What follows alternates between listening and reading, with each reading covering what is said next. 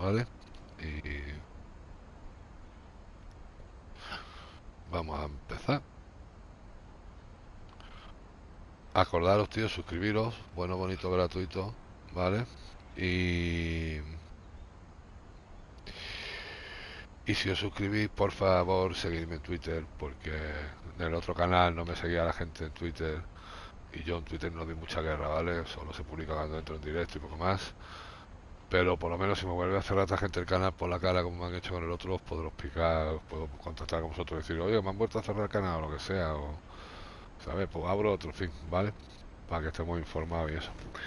Y nada, gente, me apetece mucho jugar hoy, pero no sé lo que voy a aguantar, ¿vale? Porque me he hecho daño en un brazo y vamos a ver si estoy cómodo, pues jugaré y si no, pues aviso y corto el directo y mañana será otro día. Venga, yo me pongo en mute y vamos a seguir por donde íbamos.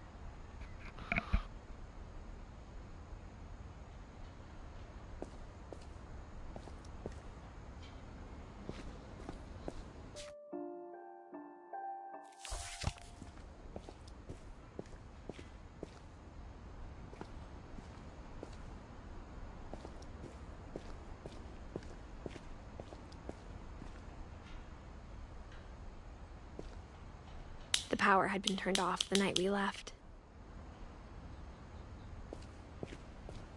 For the first time in years, I felt like I was home.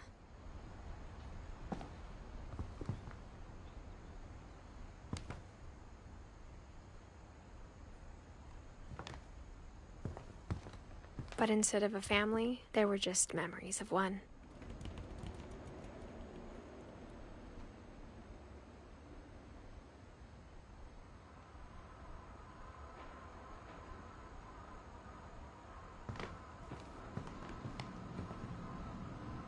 Like how only one restaurant would deliver to our house, so we had Chinese a lot.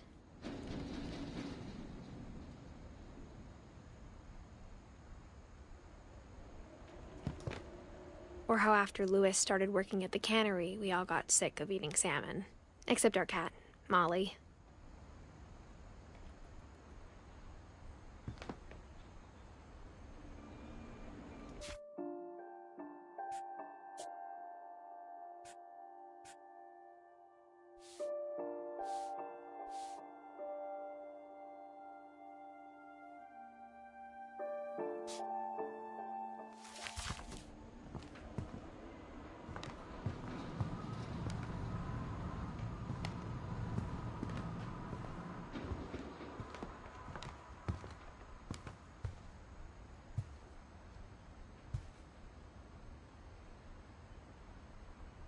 The table was still a wreck from the night we left. It was like a bomb had gone off, killing everyone but sparing the furniture.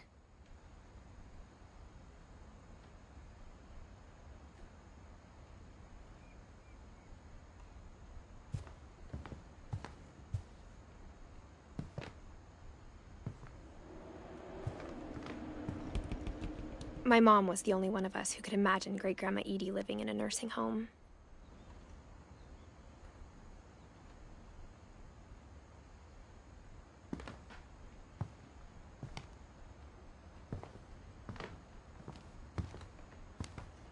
Nothing in the house looked abnormal. There was just too much of it, like a smile with too many teeth.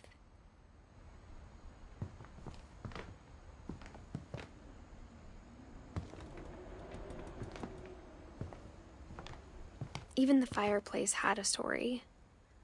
Edie told me the bricks came from the original house, after it sank.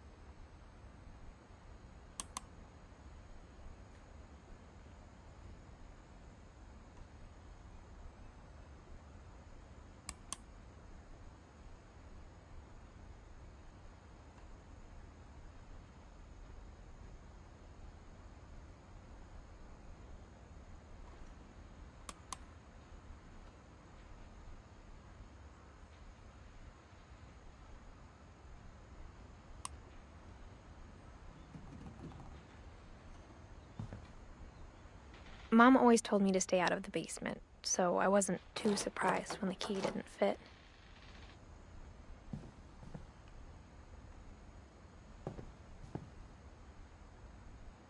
Vale, y esta mierda no sé qué hacer, pues yo le doy.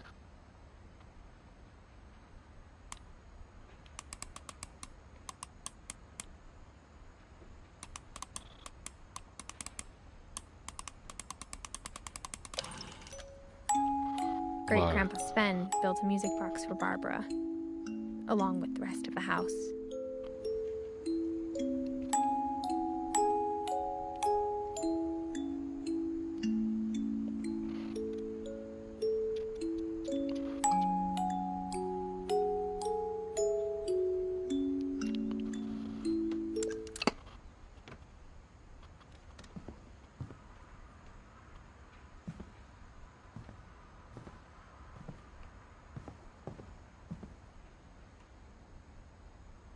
My mom wasn't much of an optimist, but she never stopped believing that my brother Milton was alive.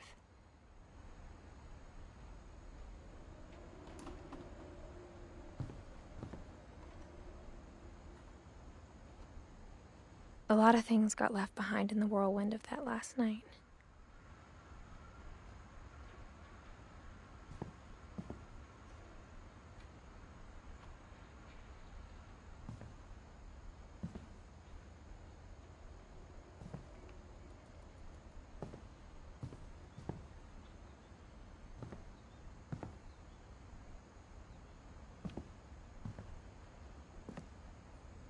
After Milton disappeared, Mom sealed up all the bedrooms. Then Edie retaliated and drilled peepholes.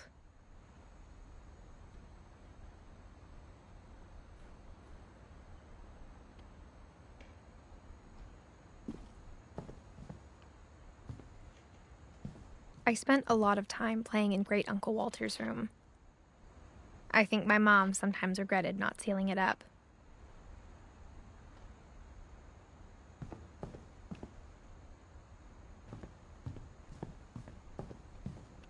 Lewis told me there were secret passages, but I never believed him.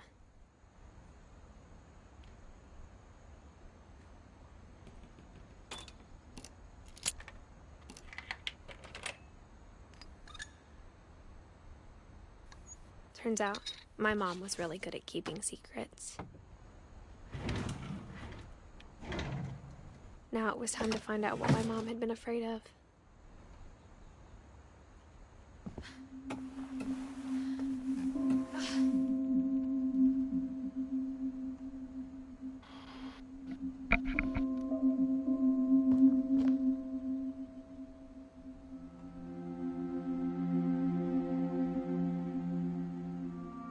Digo, bueno, vamos a hacer una cosa, vamos a salir de aquí y mirar el resto de la casa que no hemos mirado antes, pero es que From the no me paintings deja. on the wall, it was clear my brother Milton had been here before me. Pero no me deja salir ya de aquí. Bueno, vamos a ir viendo. Reading this, maybe it sounds like I had a plan.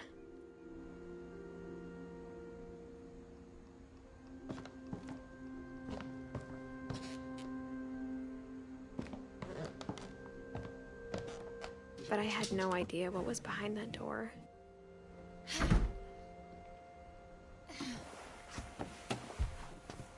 Just like I had no idea where all this was gonna lead.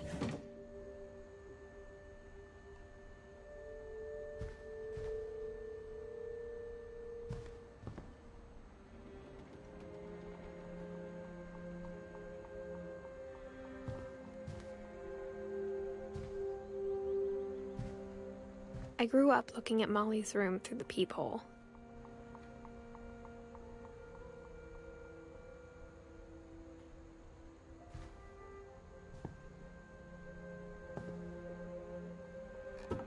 Molly's gerbil had a tiny bedroom with its own even tinier gerbil cage.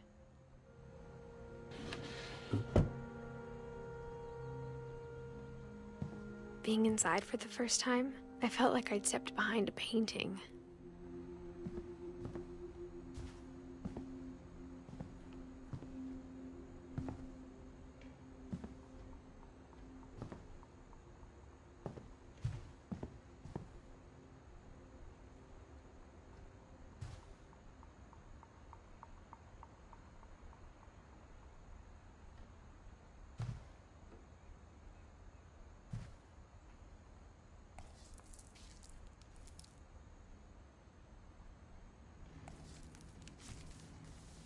December 13th, 1947.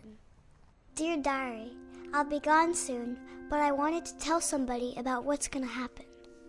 It started when Mom sent me to bed without dinner. I woke up and I was starving, so I looked around for something to eat. The gerbil food was dry, but I didn't mind it.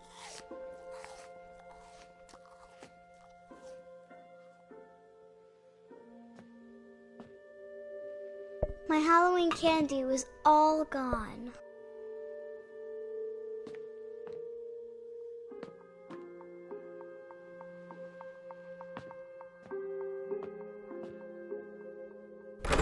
Mom, can I come out now? Sweetheart, it's late. Go to sleep.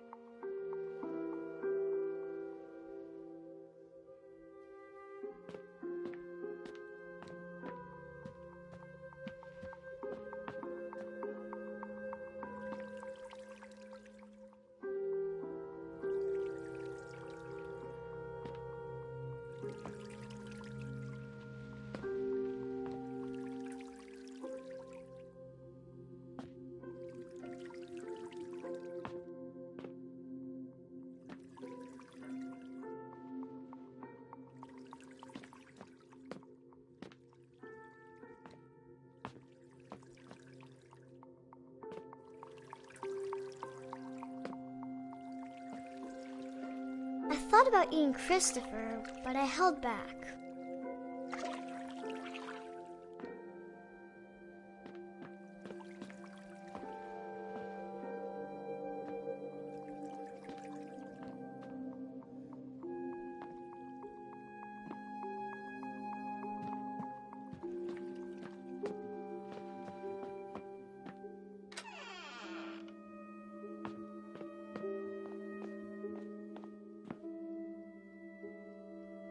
I ate a lot of things that night.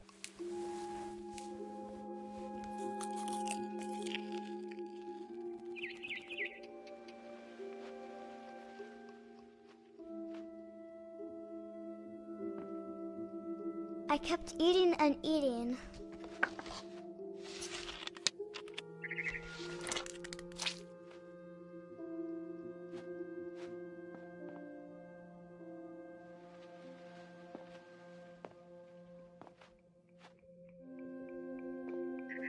Then I heard chirping outside my window.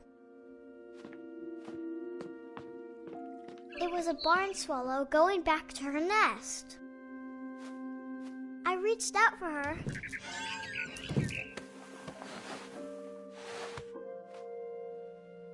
And suddenly, I was a cat.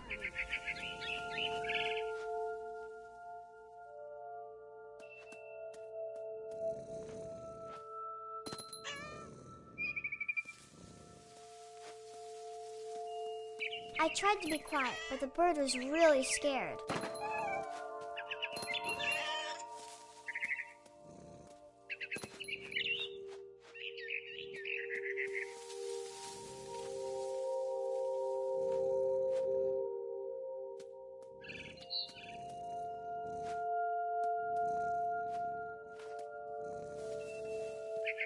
Mom and Dad didn't even look at me.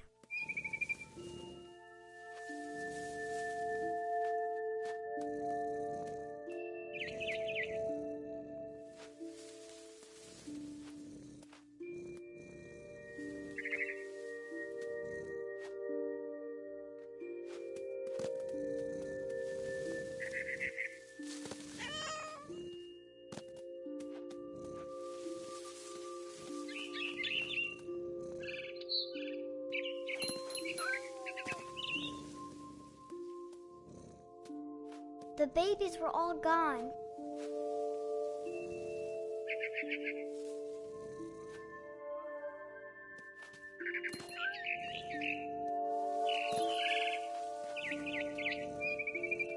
I jumped and I almost got her.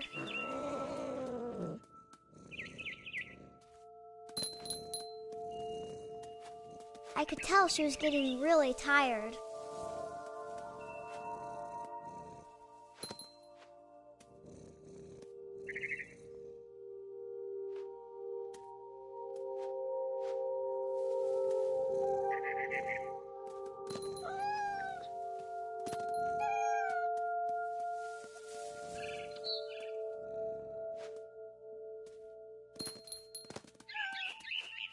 Now I was up in the big tree.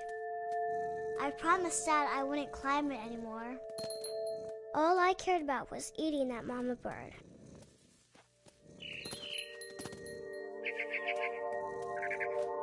I gobbled her up. And suddenly, I was an owl. First, all I heard was the wind. Then I heard little teeth nibbling in the grass.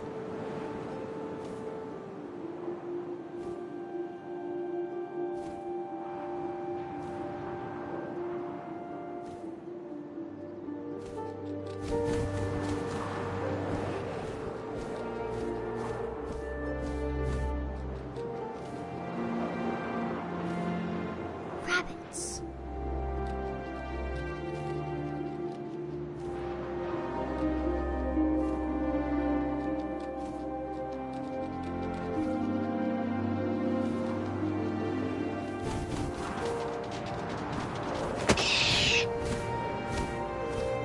I imagined his face looking up and seeing mine through my talons. I swallowed him up, and I didn't chew one bit. Then I flew off to find something bigger.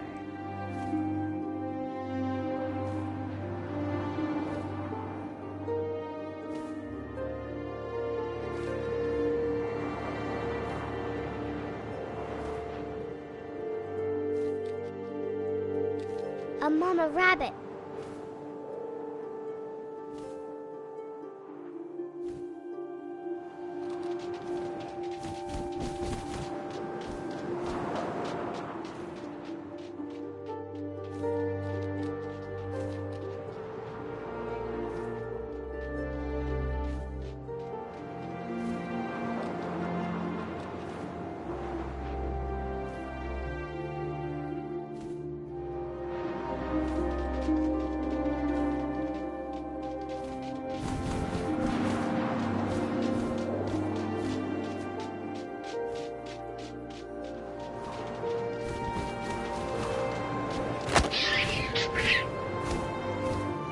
She was almost too big to carry.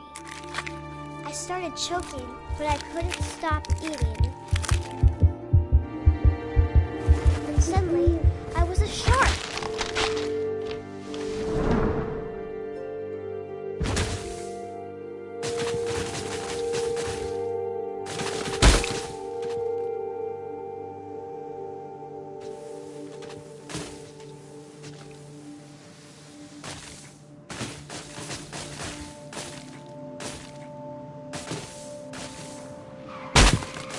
I rolled off a cliff and into the ocean. Now, I was hungrier than ever.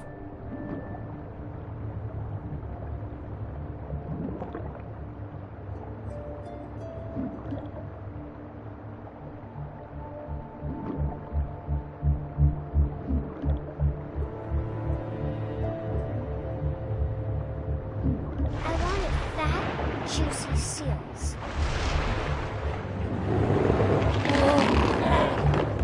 I tore off her flipper, and it tasted really good.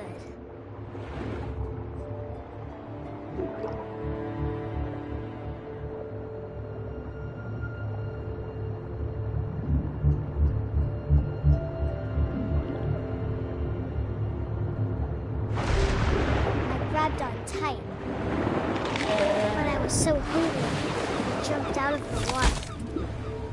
When I opened my eyes, everything had changed.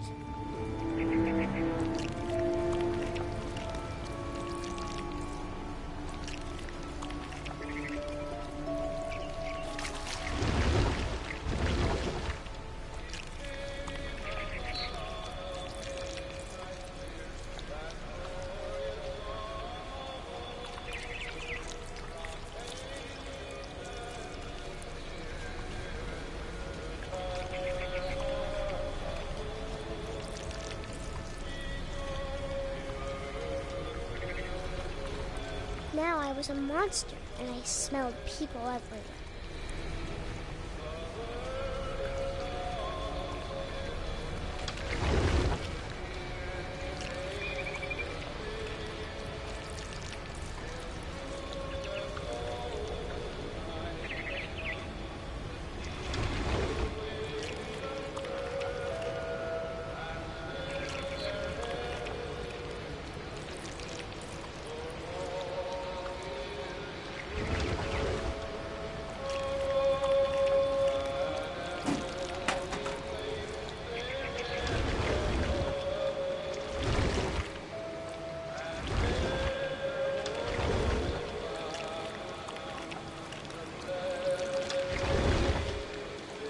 I was big, but I moved real quiet.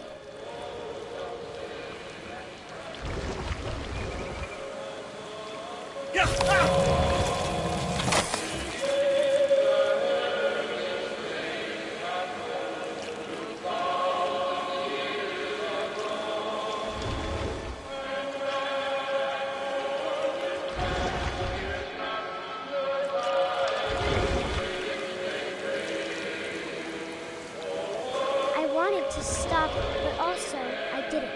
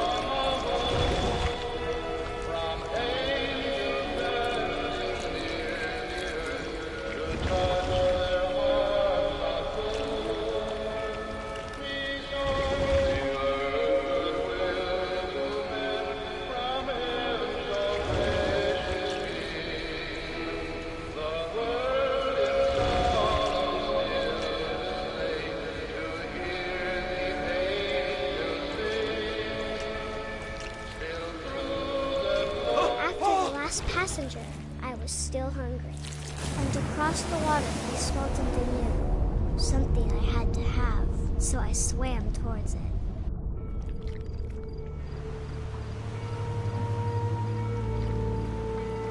I slithered onto the sand, and the good smell went into an old pipe.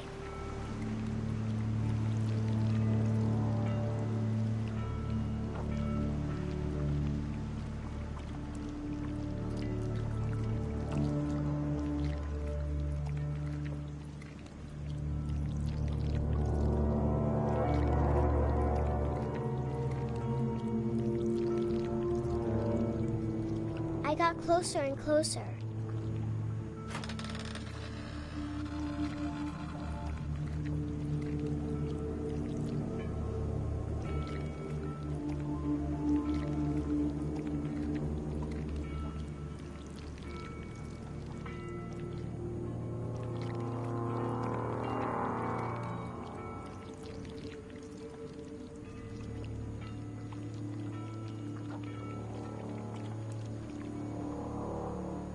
all of my stomach started growling. And suddenly, I was me again. I held my breath for a long time, but I couldn't hear anything. I think it's waiting for me to fall asleep. But it's not going to wait much longer. It needs to feed, and we both know I will be delicious.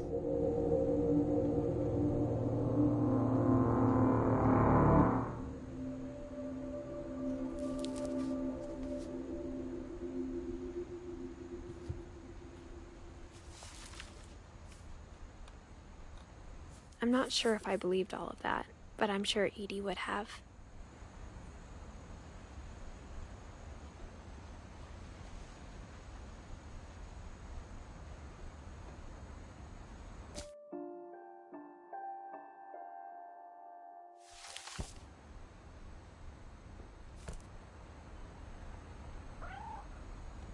I got the sense Edie had spent a lot of time here, before my mom sealed the doors.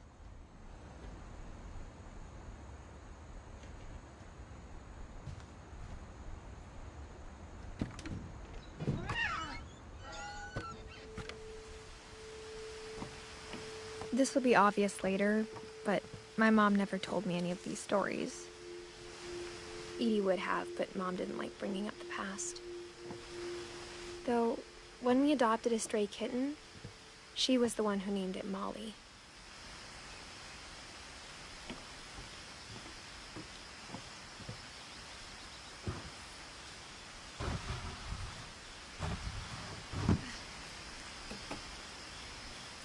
I spent a lot of time in Great-Grandma Edie's room.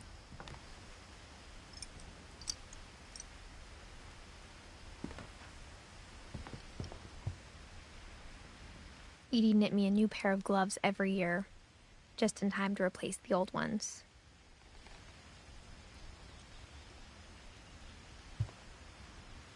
Louis died a week before we left, but Edie had already started to memorialize him.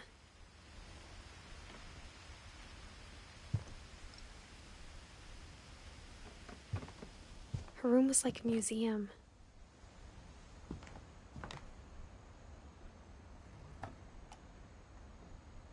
For 500 years, the Finches have been famous throughout Norway for their fortune and misfortune.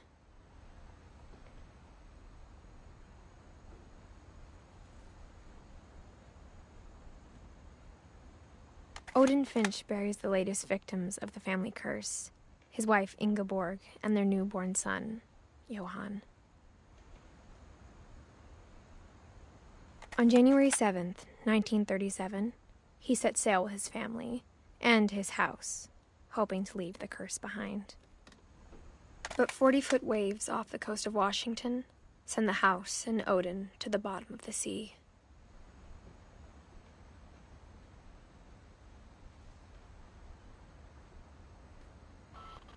Un momentito, gente, voy a encender una calaita, pero me cuesta un poquito más de trabajo, tío, con el brazo.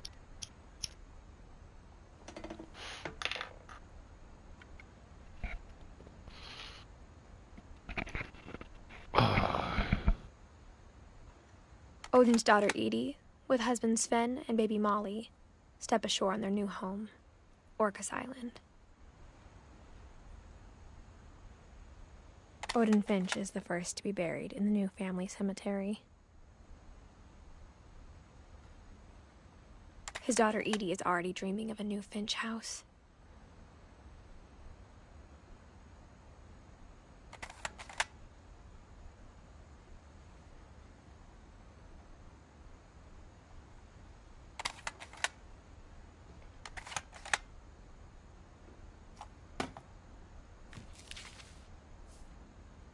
Whatever's wrong with this family, it goes back a long ways.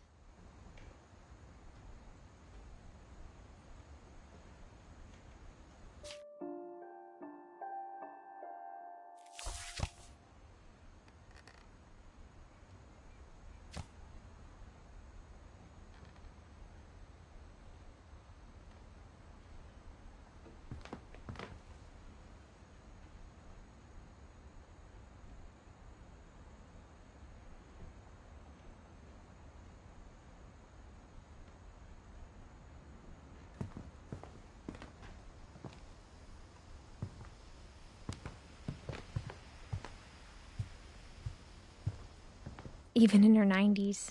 Sometimes Edie seemed a lot younger than my mother.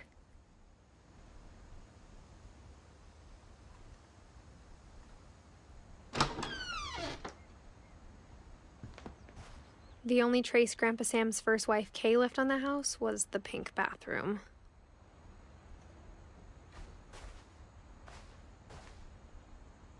It was a pretty big trace.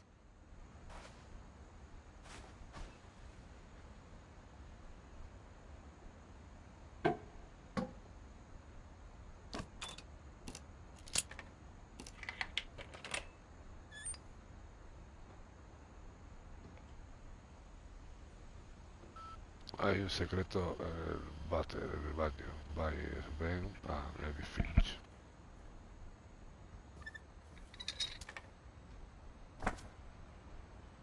There's a secret in this bathroom. It's in the last place you would look.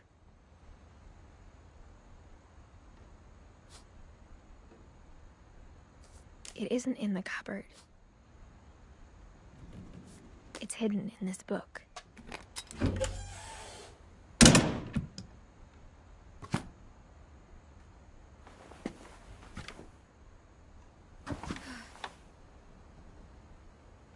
Vale, por los Finch estos que eran unos tarados, vaya con la casita, tío. Sven gave Sam an old camera he'd refurbished. He never put it down.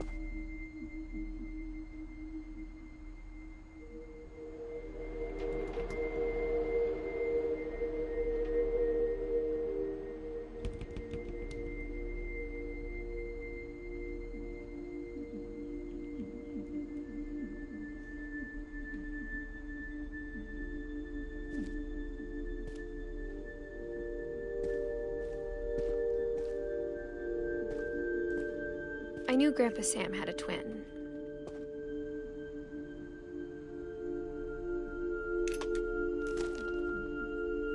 And that he never talked about him.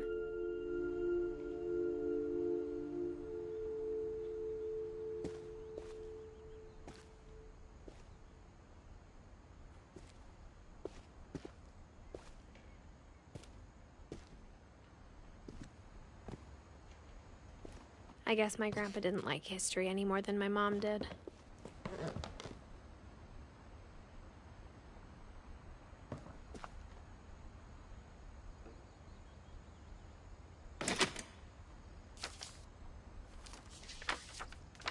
How I Want to Remember My Brother by Sam Finch. The thing I remember is that when he made up his mind, that was it.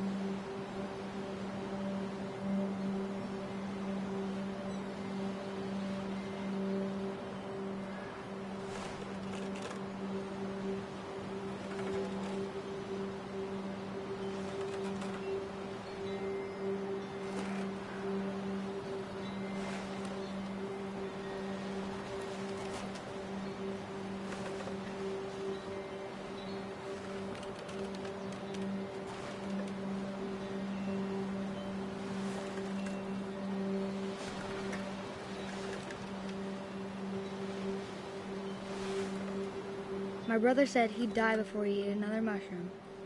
And he did.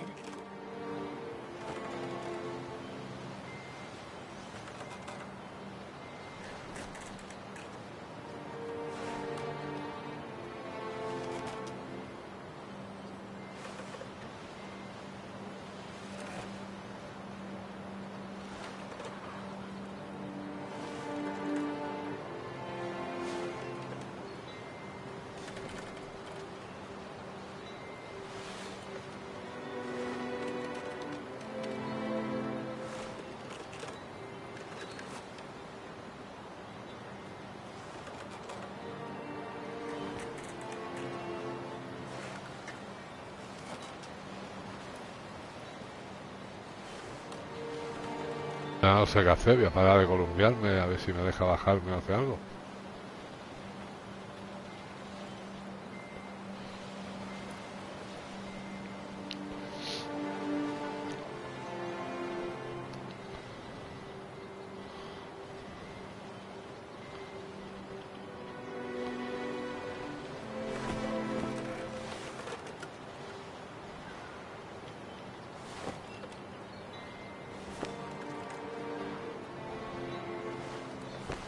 At Barbara's funeral, we swore we'd never be afraid again.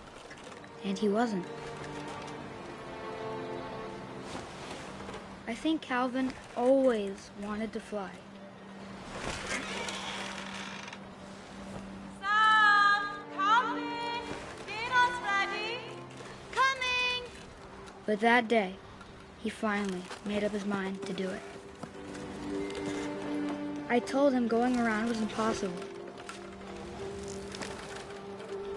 Maybe if I hadn't said that. Calvin! I'm not gonna tell you again! Maybe if the wind hadn't picked up. Then maybe he'd still be here. But I doubt it. I think he'd already made up his mind. That's what I want to remember about my brother.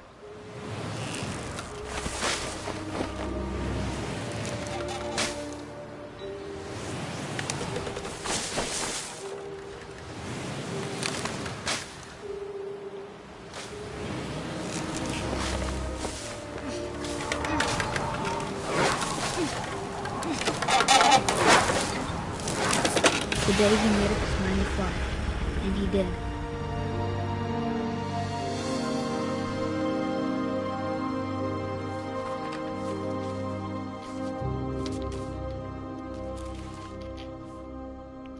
Calvin's story felt strangely familiar.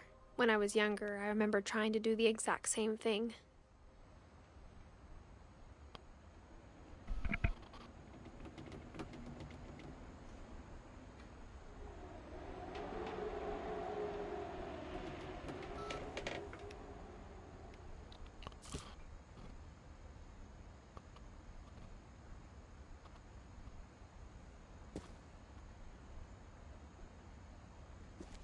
After the funeral, Edie roped off Calvin's half of the room.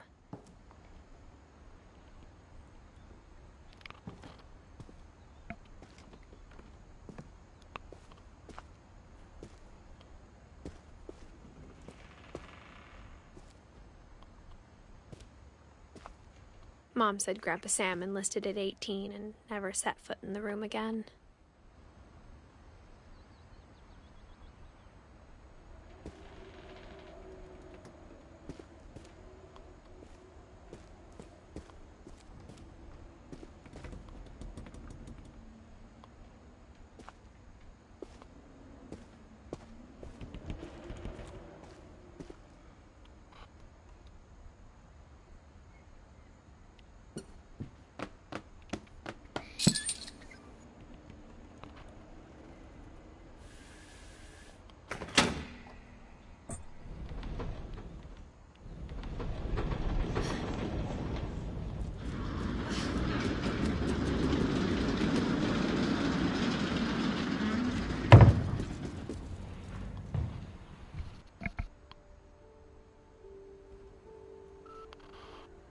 Pues te edita las historias, ¿no? Qué tristes, tío. Y la casa, ya te digo, The que no está al passages lado. were a pretty tight fit. They'd obviously been built for smaller hands and bellies.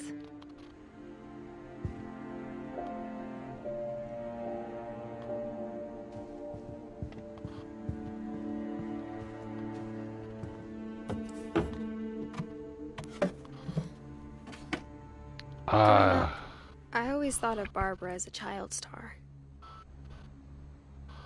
a lo mejor me tenía que haber metido por la otra. A lo mejor la otra es por la primera que tengo que entrar, ¿no? Que estaba abierta, ¿no?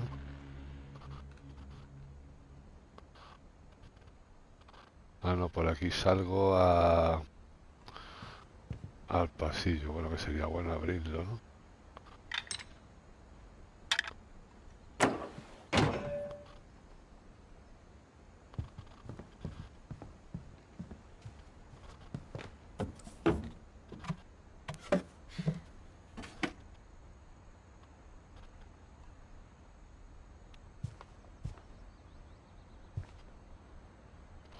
Vale.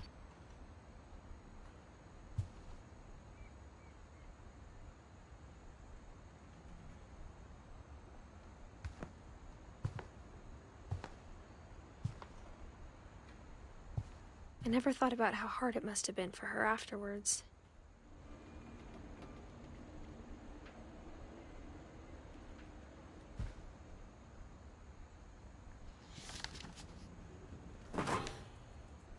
Of all the stories people wrote about Barbara's death, I'm surprised Edie saved this one.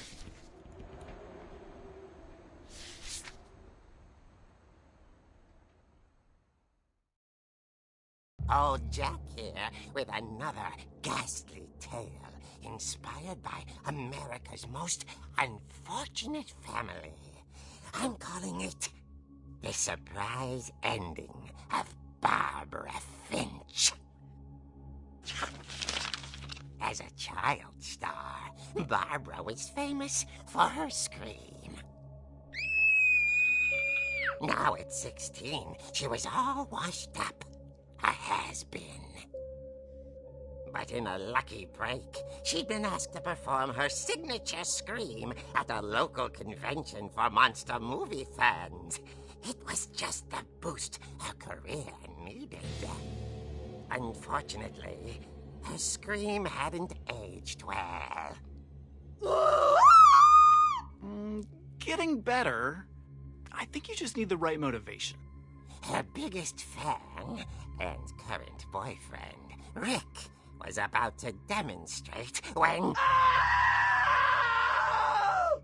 Now that was a great scream. It was Barbara's father, Sven. He'd slipped into a table saw and had to be rushed to the emergency room.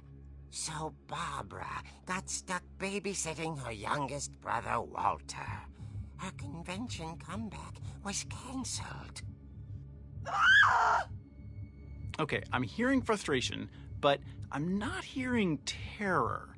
What if I tried... A gang of hoodlums in Halloween masks have been terrorizing Orcas Island tonight. Police are urging residents to... That came from the basement. You're right! Also, I loved your delivery on that. Why is your basement door locked? Because my dad likes making puzzles and secret passages. There's a key hidden in the music box. The secret is to keep winding and winding until finally the key pops out. Thanks, babe. I'll be back in a sec. 20 minutes later, Rick hadn't returned. So Barbara went to look for him, right on cue. She reached for the music box.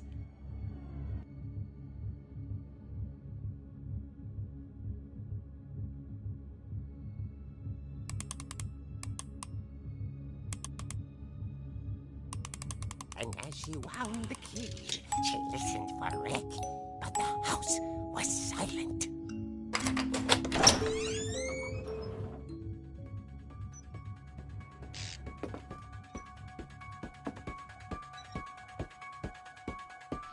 Hostia, qué bueno, tío, qué punto.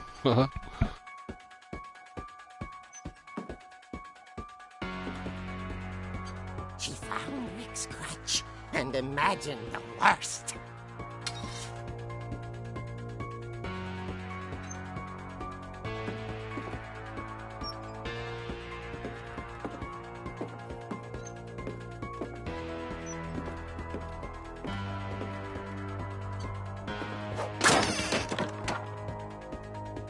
The gang's leader is the infamous Hookman killer, Dr. Carl Hamill, who impaled and then ate his family 10 years ago tonight.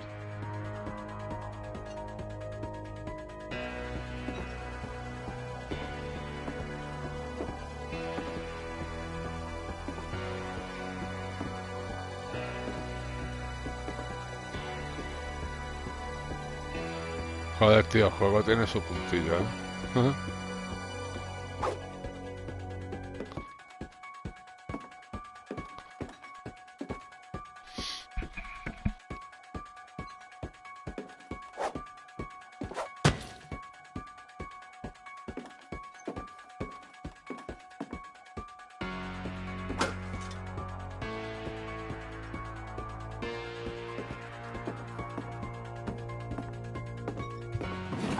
It rattled and grew still.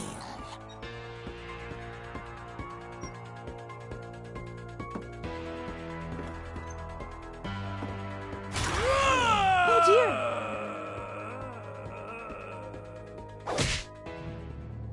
Oh! Rick?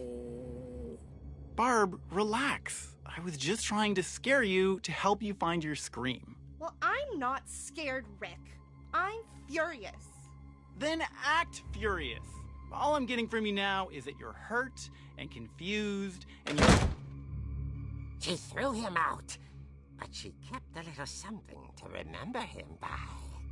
Barb, have you seen my other crutch? And she was still holding it when she fell asleep watching the late picture show. Hours later... Barbara! Walter, what's going on up there? Ah! Okay, I'm coming up, but if this is a trick, you're dead, Walter.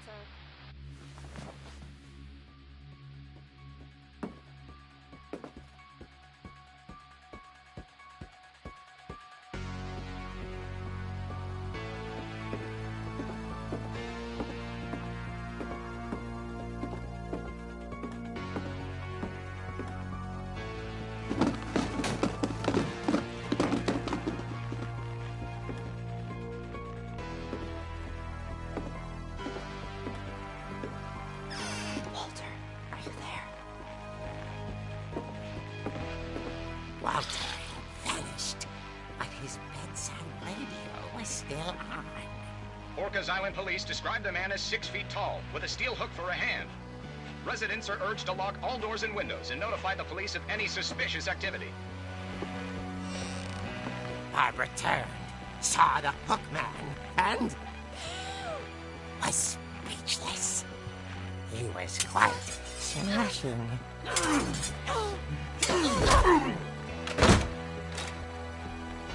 crazy he was. He couldn't get enough of Barbara. Okay, Barbara, there's gotta be another way out of here.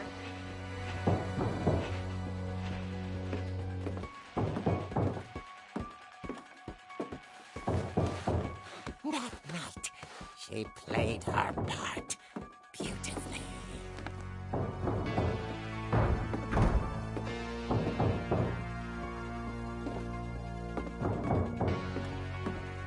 Molly's door hadn't been opened in years. The hinges groaned.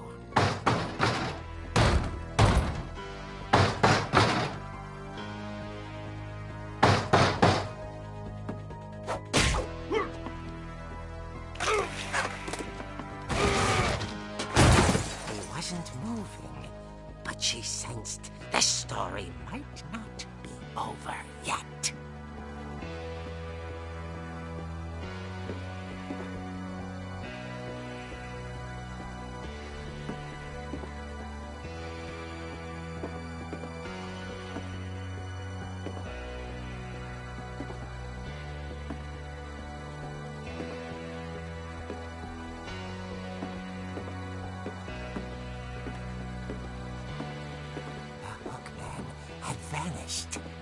She listened for his breathing, but all she heard was...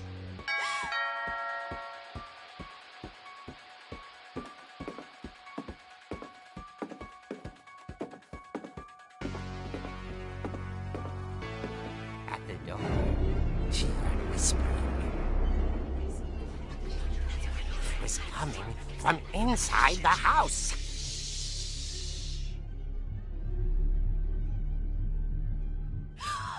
Oh dear.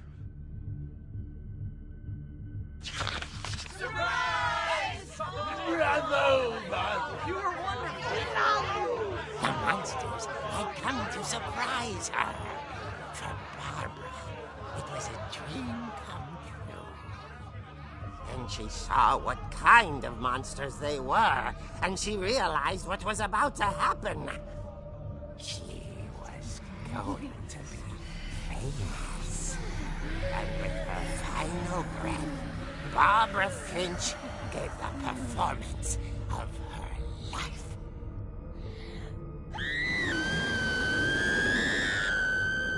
I wasn't there myself, but I hear Barbara was magnificent. Poor girl. She had a taste for stardom. But unfortunately, so did her fans. Of course, the police blamed it all on poor Rick, who disappeared the same night. And little Walter? Hiding under his bed the whole time. He took it all pretty hard, but that's another story. As for Barbara, tucked inside the music box is all they ever found of her. Her ear. Now that's what I call a real eerie tale.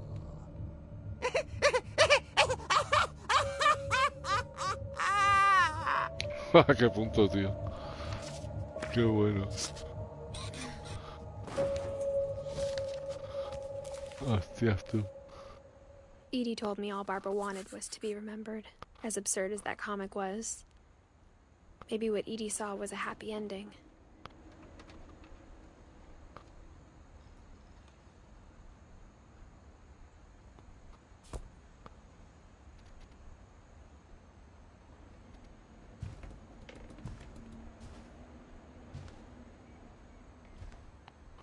Muy heavy, tío. Qué bueno.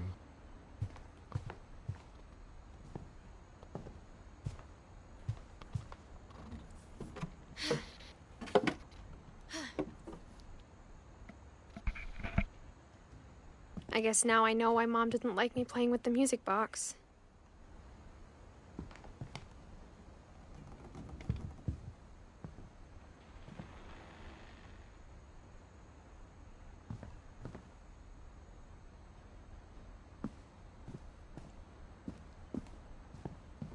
Edie's father, Odin, built the original house.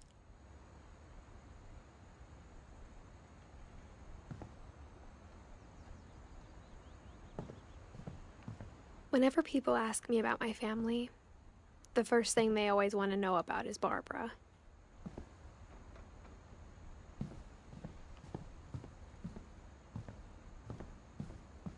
It's funny. All those times I played with the music box and never found the basement key.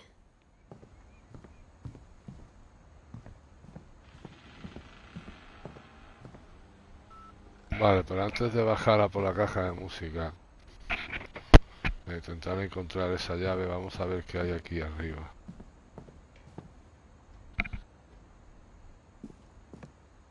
Mom must have locked the third floor stairs on the night we left.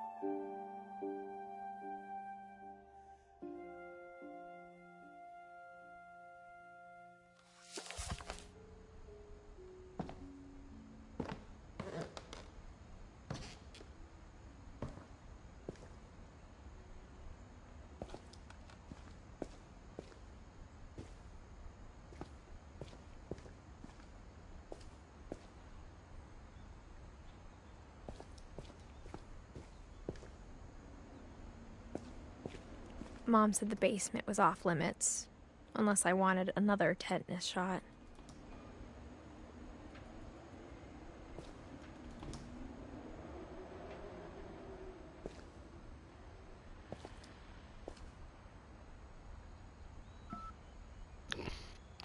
Eso le pasó a Miguel Bosé, que la amenazaban con ponerle vacuna de chico. Se ha quedado pillado.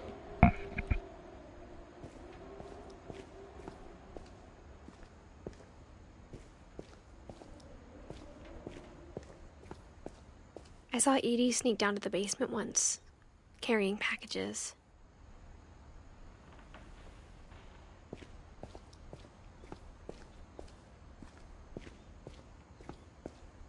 I thought maybe she was hiding presents.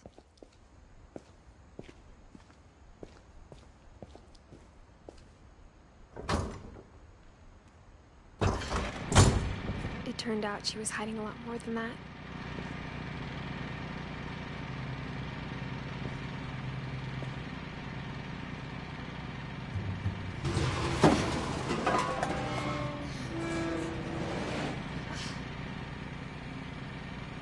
I remember asking Mom once about where Walter had gone.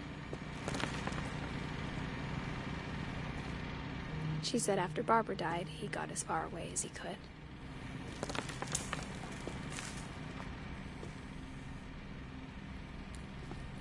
If there's a pattern in all these stories,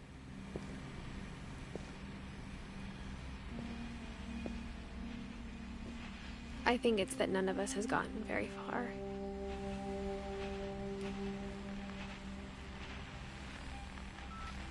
A ver, gente, voy a dar un buchito, una caladita, Dame un segundito, tío. Está interesante el jueguecillo, tío. Está muy bien, tío. Ser un juego indie. Y está hecho con el Unreal, con el 4.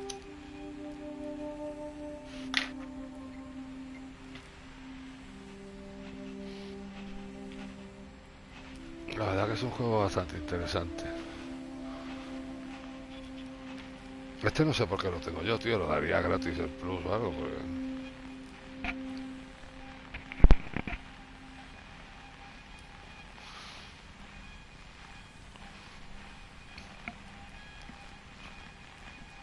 No es un juego al que yo le hubiera echado el ojo nunca. Yo creo que... Yo que tengo por filosofía todo lo que el Plus regala, lo mando a la biblioteca. Sí, es verdad. Ya estaba mirando la lista de los juegos del PlayStation Plus que tenía guardado. Y buscaba así un momento en Google para ver de qué iban, intentando no ver vídeos, porque no me gusta ver vídeos de los juegos, a no ser que me pierda en algún sitio. Ya lo habéis visto jugar, que a veces que me entra la mierda mental, tío, y me ofusco y tengo que mirar un vídeo. Si lo tengo que mirar, lo miro, porque no puedo, aunque algunos días lo hago, estar 30-40 minutos del puto directo dando vueltas yo por ahí a mi bola, pero bueno. Pues eso sí, lo tenía en el Plus y me llamó la atención. Digo, bueno, pues vamos. Y ayer lo probé un momentito, hicimos un gameplay de 10 minutillos para ver de qué iba. Digo, bueno, pues vamos a jugar. Porque no me quiero meter ya en juegos muy tochos antes de que salga el Ring, ¿sabes? Bueno, me pongo en mute y seguimos. Me estoy contando aquí mi vida, no sé para qué.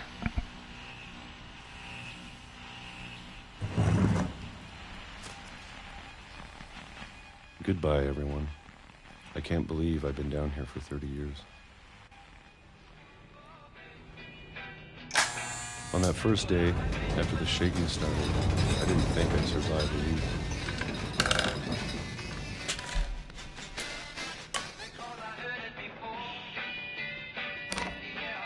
But after a few days, I settled into a routine. That's what kept me sane. Having a schedule, living for today. I always expected to be dead tomorrow. But if you wait long enough, you get used to anything.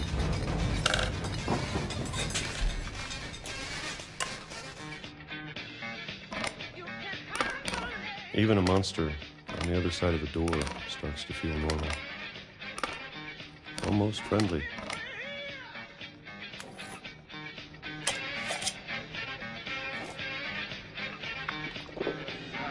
And then one day, everything just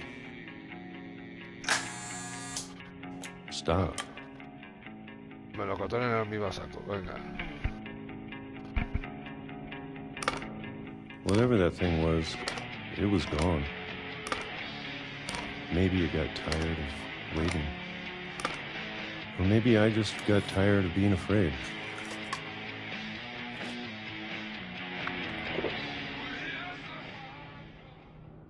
It's been a week now, the longest in 30 years. I'm done waiting. I have to leave while I still can. Menudo subidón de azúcar, ¿no? Con los melocotones, que estás inflado, cabrón.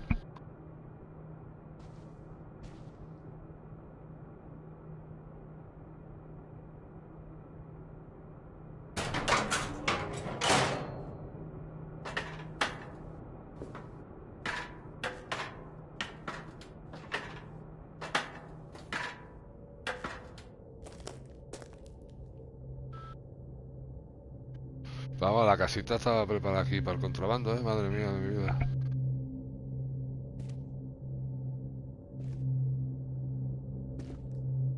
I know it's out there, somewhere.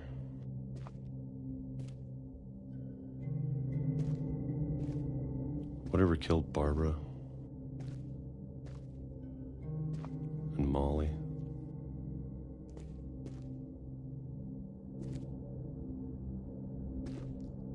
And Calvin.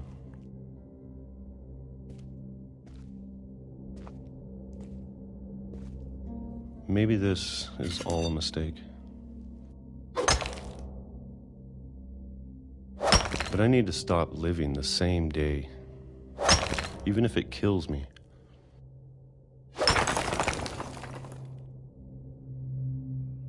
Whatever's out there, I want you to know I'm ready for it.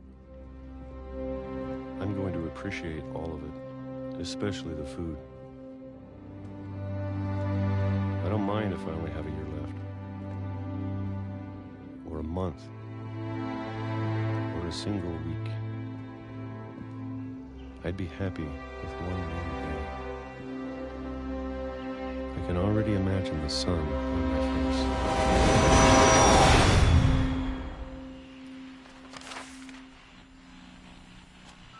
A tomar por culo, tío, la cartera. Qué gente más gafada, ¿no? Pero luego me quejo yo, tío. Walter died when I was 6. I can't believe my mom never told me he was down here.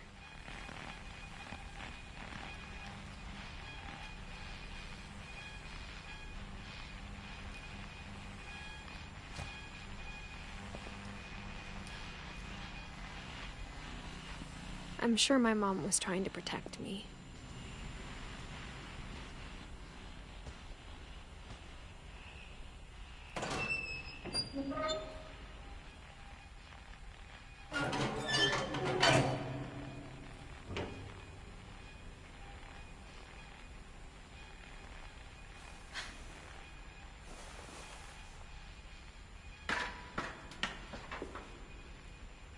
Maybe she was afraid I'd end up like Walter. But if she never told me about an uncle under the house, I can only imagine what else she was hiding.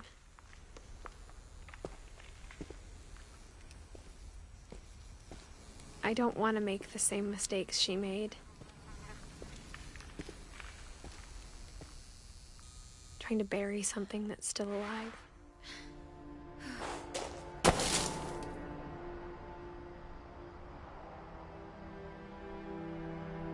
Now that there's only one of us left, or maybe 2,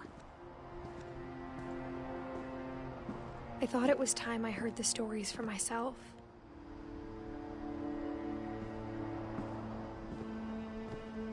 And found out what happened to everyone else.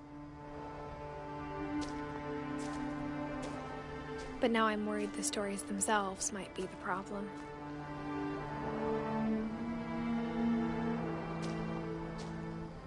Maybe we believed so much in a family curse, we made it real.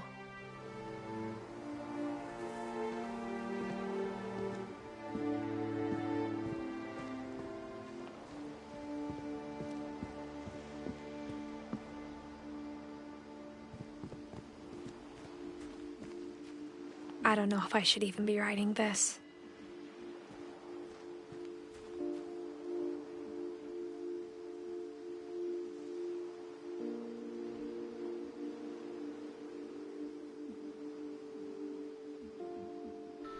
Pues fíjate que me está dando la sensación que esto es alguien que está... Nos va a pasar algo con esta, que nos vamos a matar también. Y esto es alguien que ha llegado a la casa y está leyendo la historia de esta. O algo así, verás.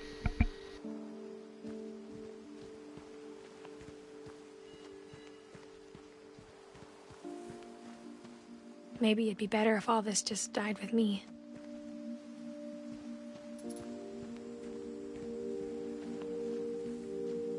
But I thought you should know about your family.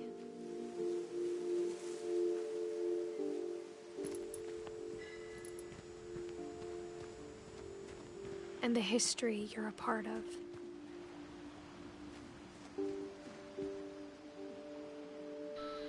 Pues esto huele a novio leyendo esto, o a hijo, o a algo raro.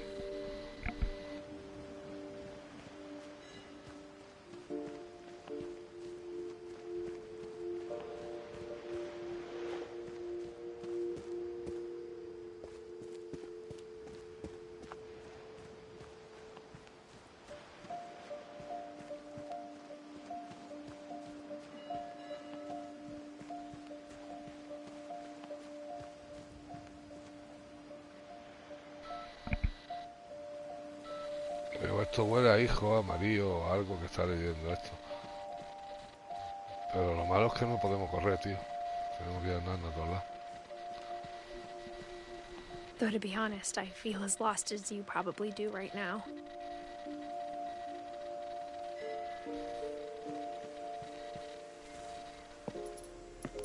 I think the people in these stories believed them, for what that's worth.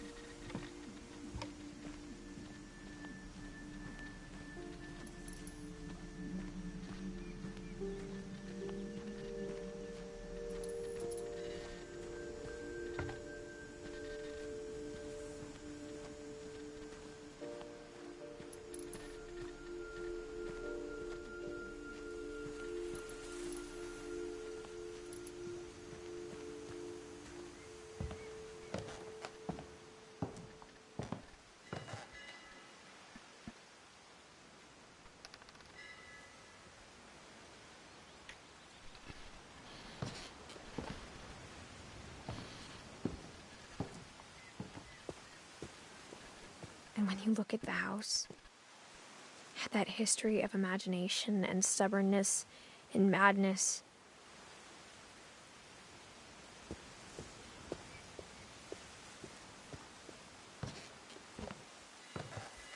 any of it seems possible.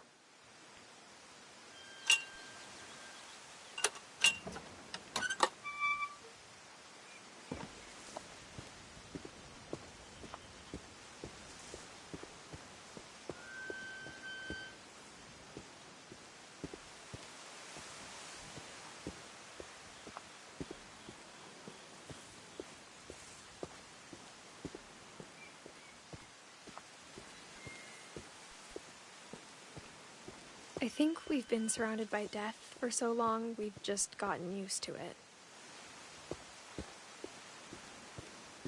What kind of family finishes building a cemetery before starting the house? Pues ahí tienes razón. ¿Qué familia construyó un cementerio antes de construir la casa? Pues una panda de taraos. It's embarrassing for me to admit this, but the pet cemetery made me more uncomfortable than the human one. 3 of the gerbils were mine, and 2 had been my fault.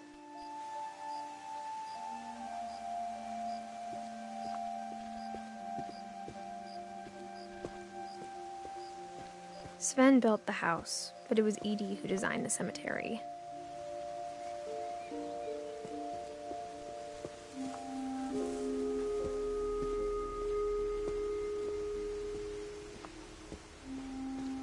I'm sure Odin's monument had been Edie's idea.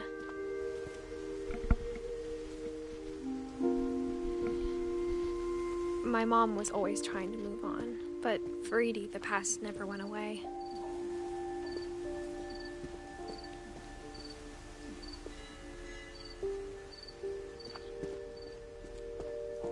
She could see it poking out of the water at low tide.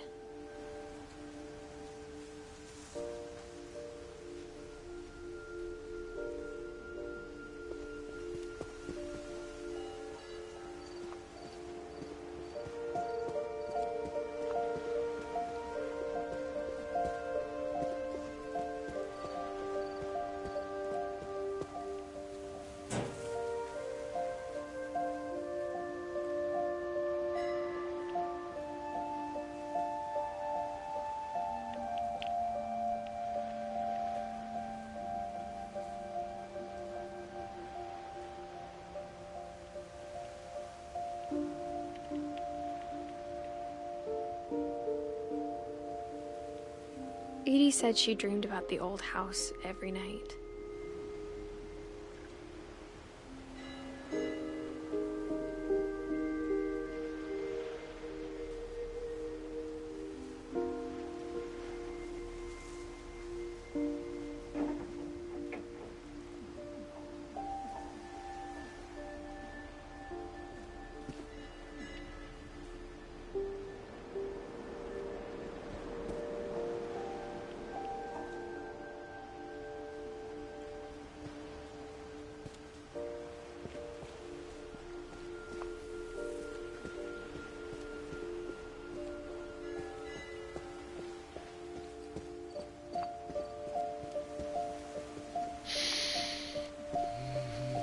Edie's side was always easier for me to understand.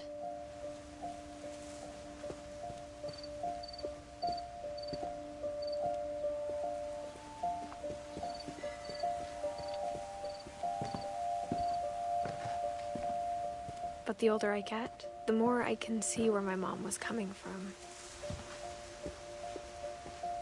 Her dad had been pretty strict, but it wasn't enough to save her brothers. She was just trying to do better.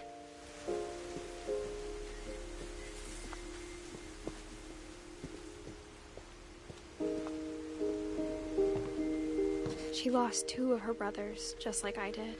I get why she tried so hard to protect us.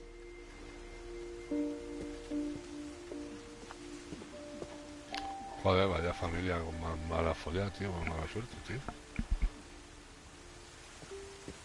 There's so many things I wish I could ask my mom now. Part of me thinks this is what she wanted all along. For me to come back someday and find everything out for myself.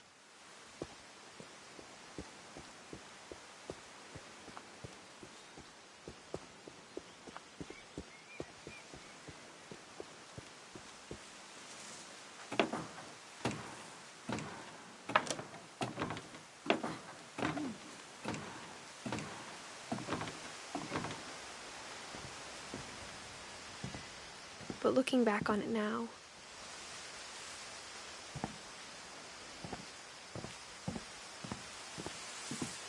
if she told me there was going to be so much climbing,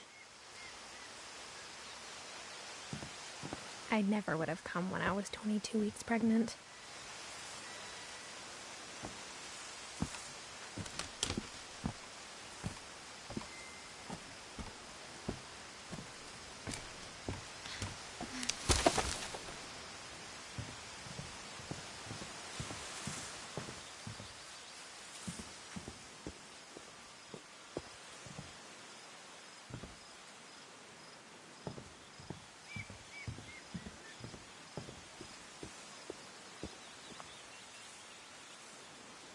Hombre, pues sí, embarazada de 22 semanas, no lo mejor ir haciendo por aquí el café. I never met Grandpa Sam, but I think he and my mom had a lot in common.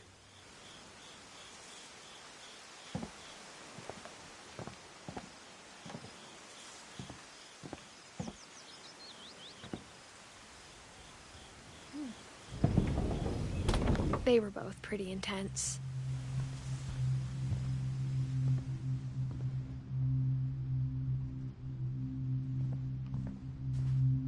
Sam spent his life shooting photos, but Mom said he got nervous being in front of the camera. I guess we're all afraid of something.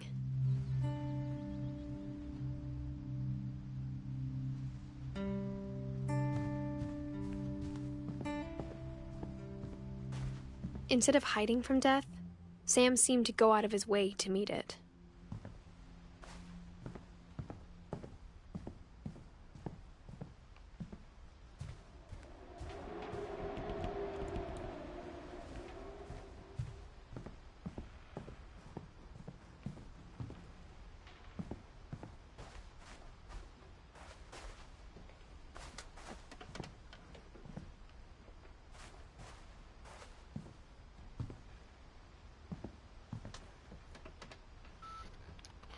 Luna llena.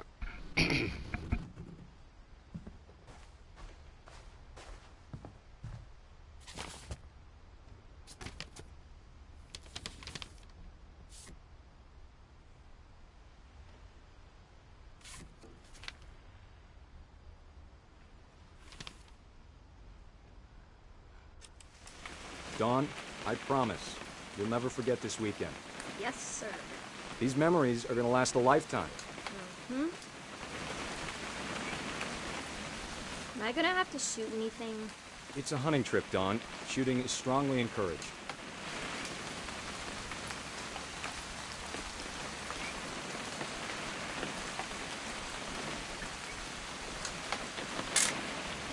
Shouldn't we be leaving? Just want to get a shot of you, Dawn, then we can take off. I'm over here, Dad.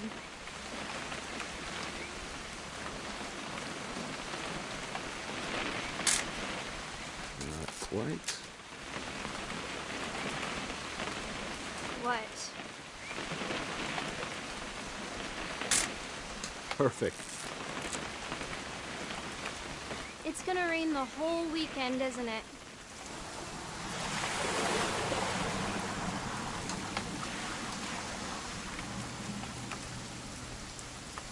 Please just take the damn picture. Hey, language.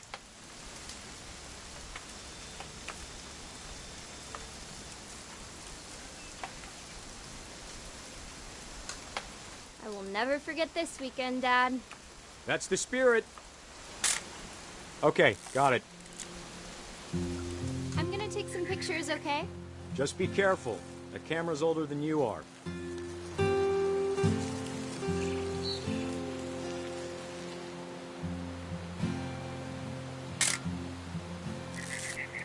You're right, Dad. It's starting to clear up.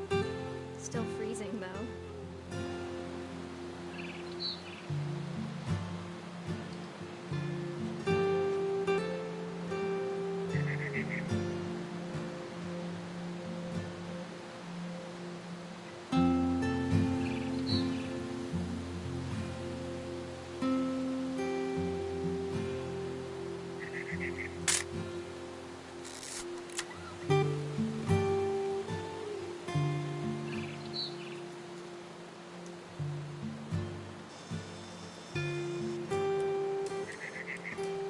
Definitely should not have drunk all that coffee.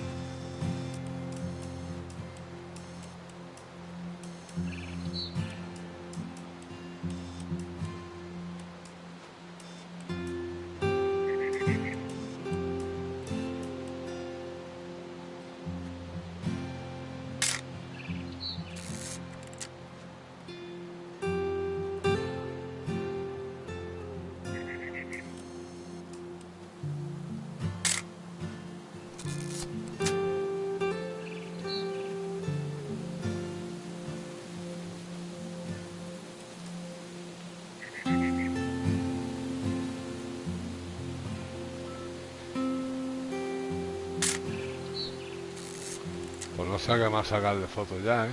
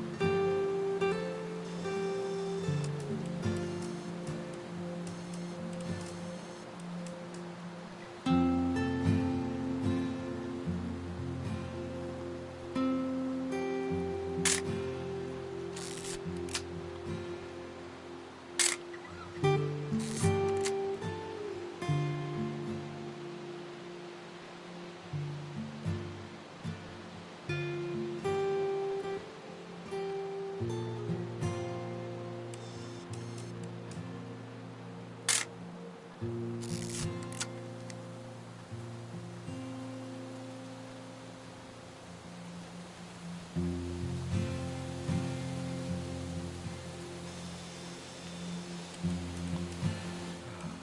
quite like being outside.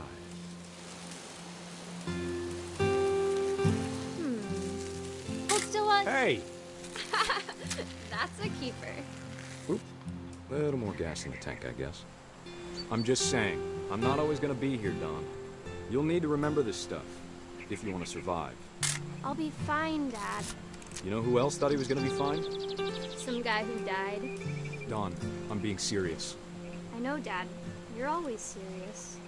Doesn't being out here make you want to chill out? Well, to tell you the truth, I haven't been out here in 20 years.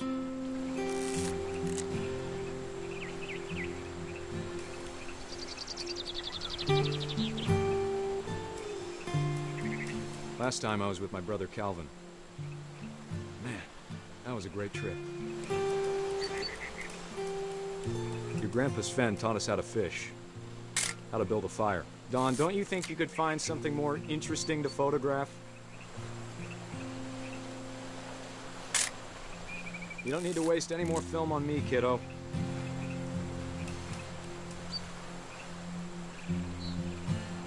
We found an old logging trail. There were deer everywhere. I bet if I could remember where that trail was, we'd spot a buck for you in no time. Give me a minute to check the map.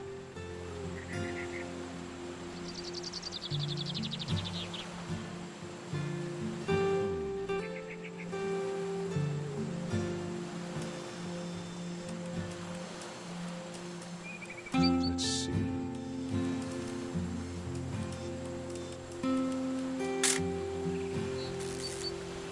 Maybe.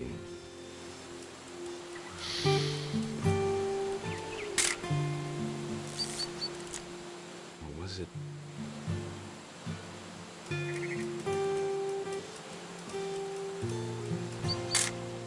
Could have been.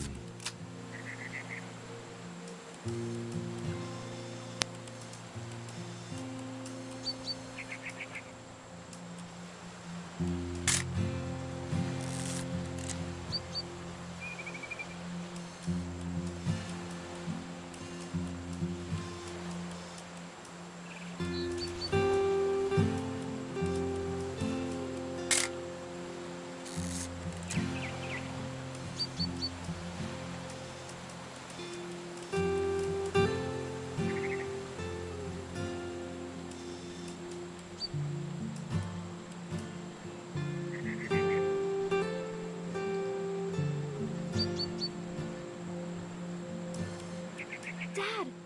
Good eyes, Don.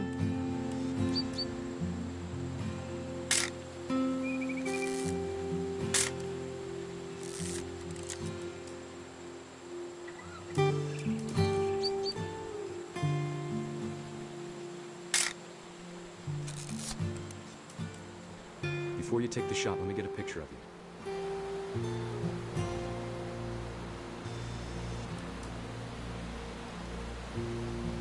Dad, I... Just breathe. Turn off your imagination. Focus on your target.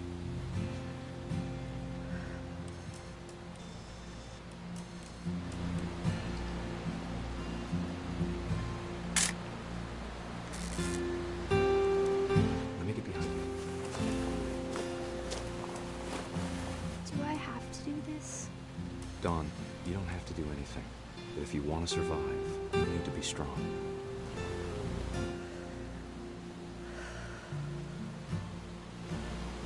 Now keep yourself squared up, elbows down, like we practiced, whenever you're ready.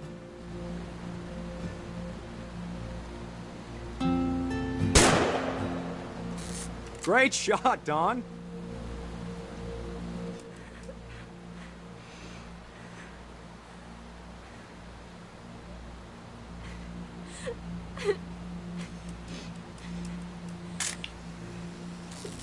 I'm proud of you, Dawn. Always remember that, okay?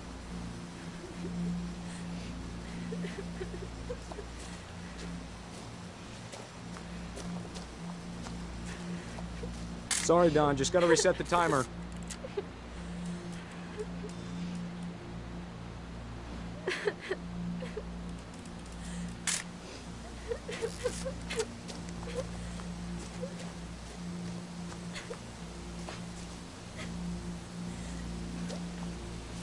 Dad, it's twitching.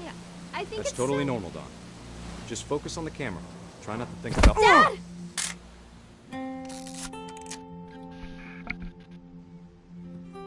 Joder, si ya te digo yo que esta familia está gafa, tío.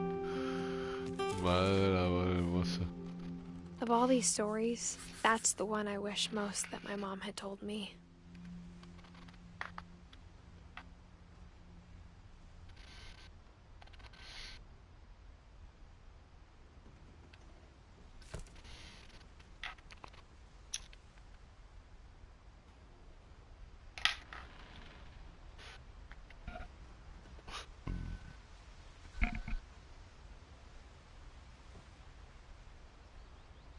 Oye, perdonad, que creía que estaba en mute y creo que os he hurtado en la oreja. Así sin queriendo.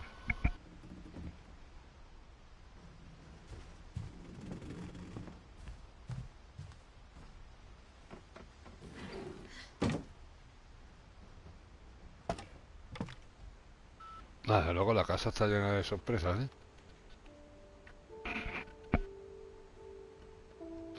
Madre mía.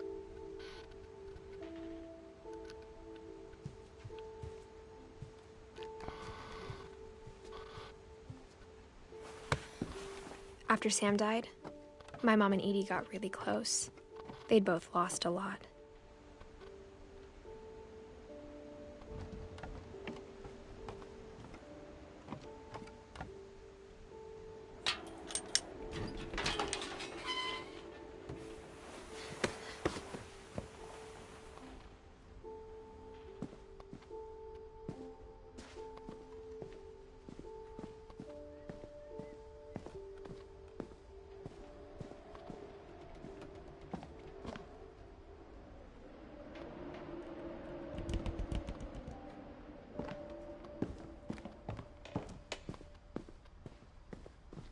I can't imagine my mom ever writing poetry, and yet...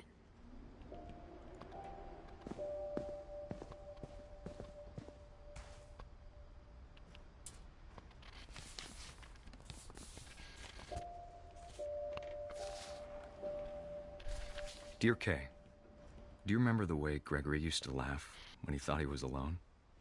Like something funny was happening, but only he could see it.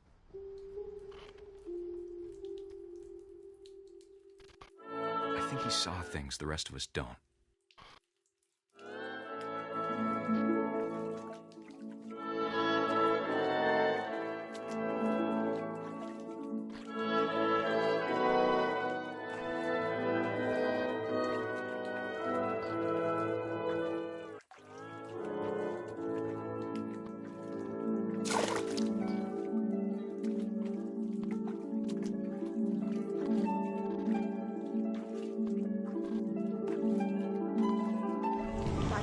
Gregory, it's time to... Hold on, sweetie. Hello? Sam, I told you I don't want to talk right now. I wonder what he saw.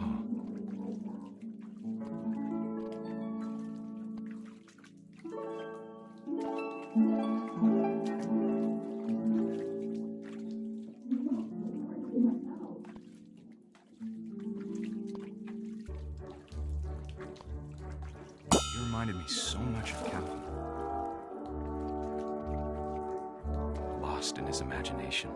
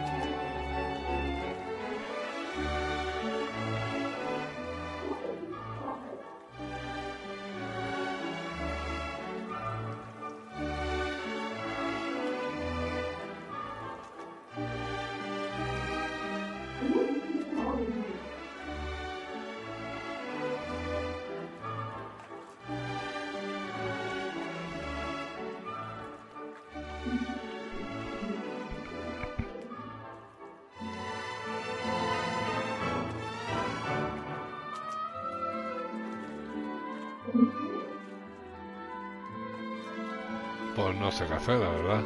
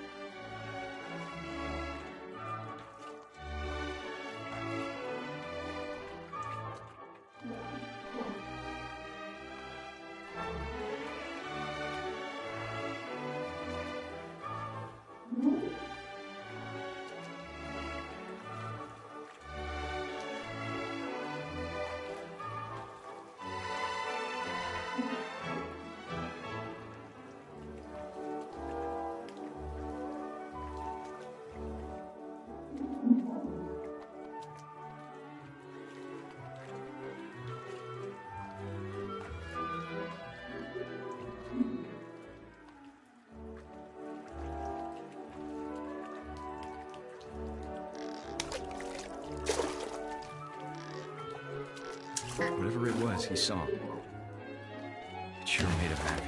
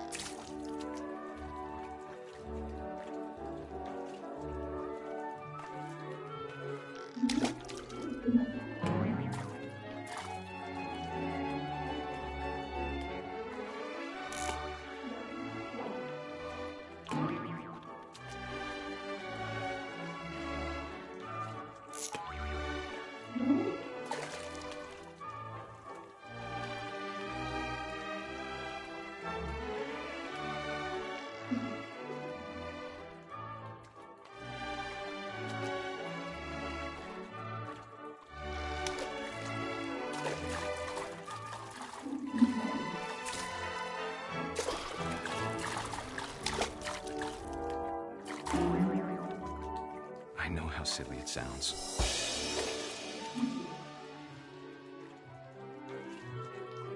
That I worried about a baby being too happy.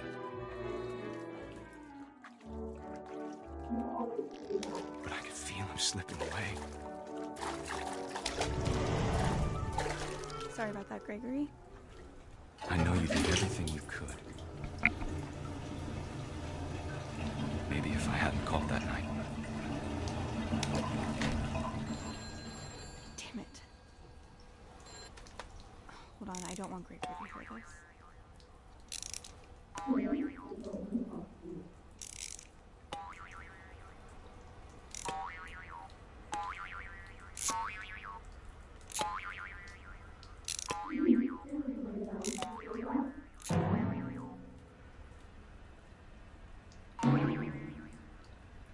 I wish he could have told us about the world he saw.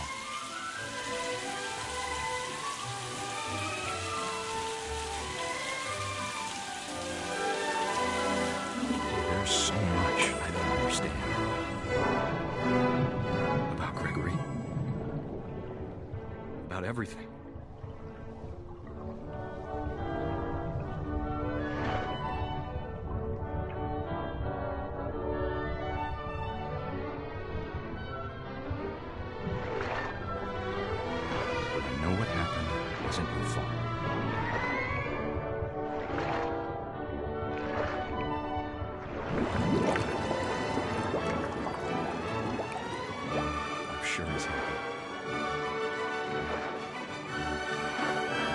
He'd want me to be happy too.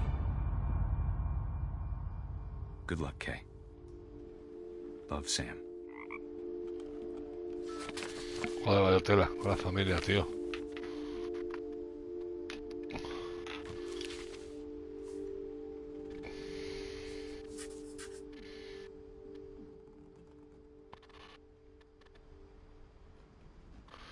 Vale, gente, dame un segundito que me meo, tío, y voy a por la segunda parte de la cena y seguimos. Ahora mismo estoy aquí.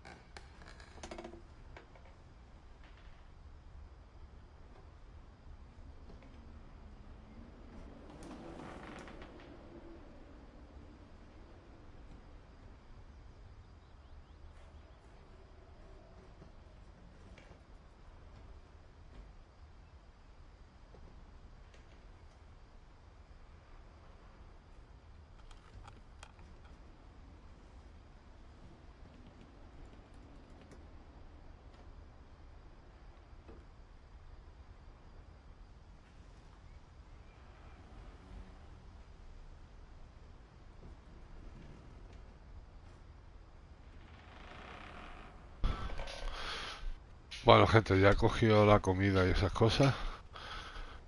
Voy a coger una pastilla, tío, para el dolor de brazo que me está jodiendo un poco. Y ya sabéis, ahora mientras que la comida pierde temperatura o que viene del horno, viene muy caliente y tal, pues yo mientras doy un buchito, una caladita y eso, cuando vaya a empezar a comer os aviso, ya sabéis que baja un poco el ritmo, pero sigo jugando, ¿vale? Hostia, tío, mi brazo. Venga, me pongo en mute, gente.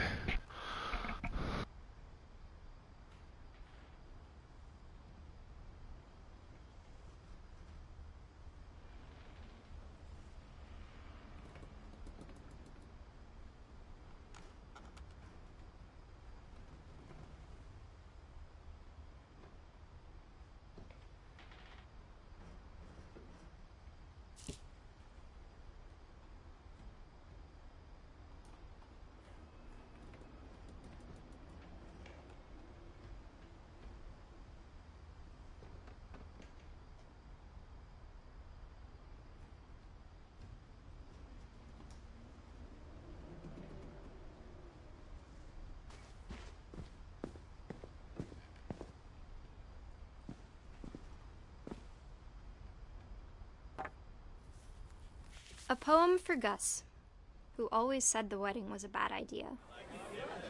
Our father never hit us kids, at least not very hard, before the day my brother said with teenage disregard that he'd be dead before he'd see a wedding in our yard.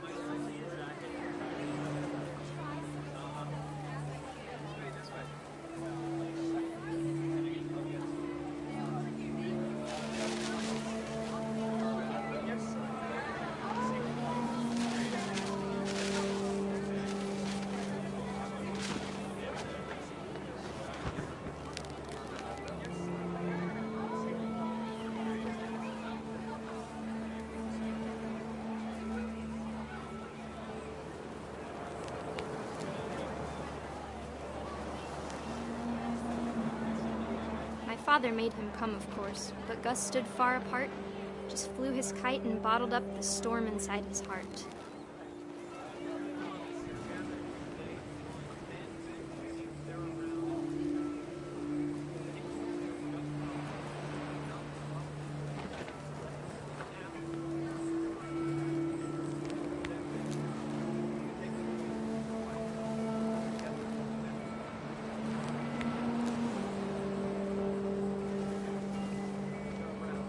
I tried to talk him out of it, but though he'd never met her, we don't need a stepmom, were the words that I now pronounce you husband and wife.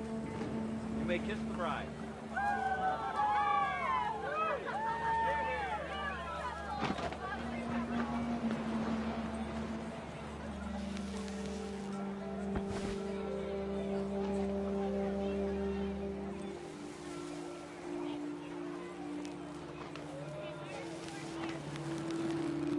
When the time for photos came, Dad ordered him to come here. But Gus declined, and as a sign held up his middle finger.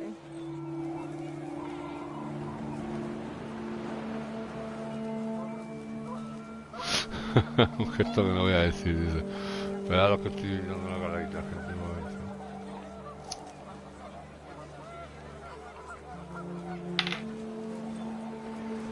Yo me pongo y me quito tanto el mute que la mitad de las veces no sé si estoy hablando con vosotros o estoy muteado y estoy diciendo gilipolleces solo para mí, pero bueno.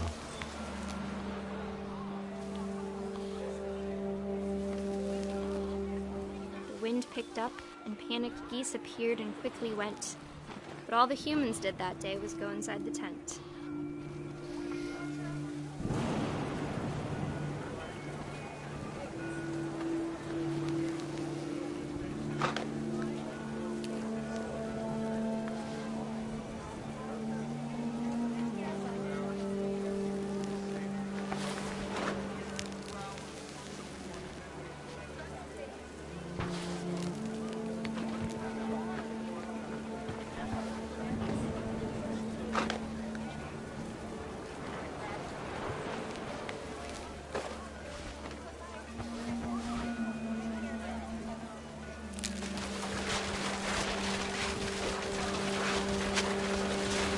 Rain came down in buckets then, but no one seemed afraid that nature might destroy the tent our dad had crudely made.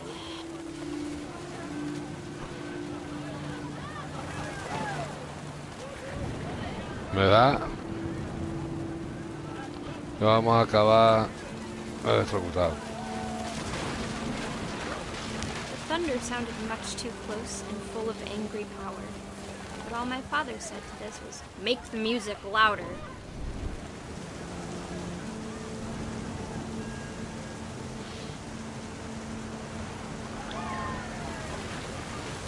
El niño ha dicho que el padre solo dijo que pusieran la música más fuerte y esto traduce que corra la cerveza.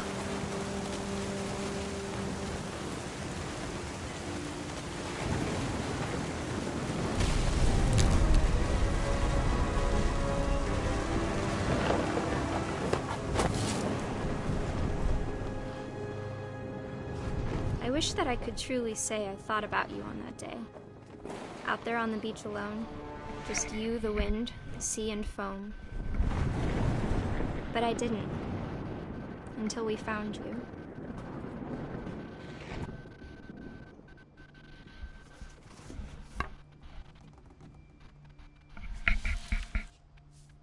Joder, nene. She never talked about him, but Mom told me once if I was a boy, they were going to name me Gus.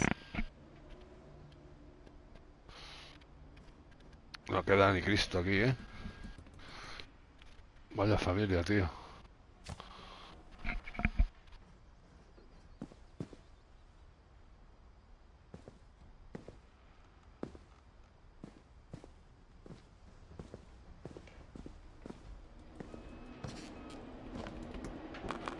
My mom moved up to the loft after her brothers died. At the time, it was as far away as she could get.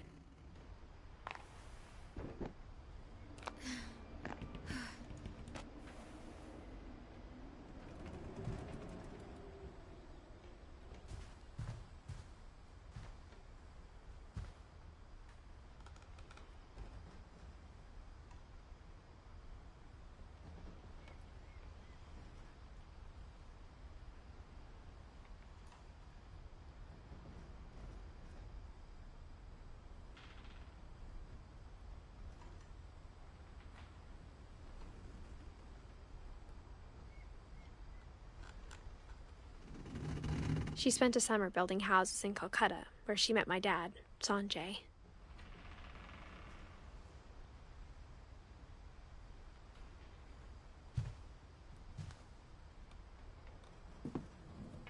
My mom moved to India a week after graduation and got a job teaching English.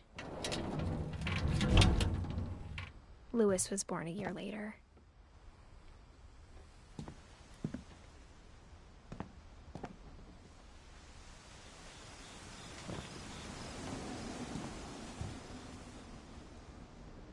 Religion was another thing my mom never talked about, but I think it helped her a lot after her dad died.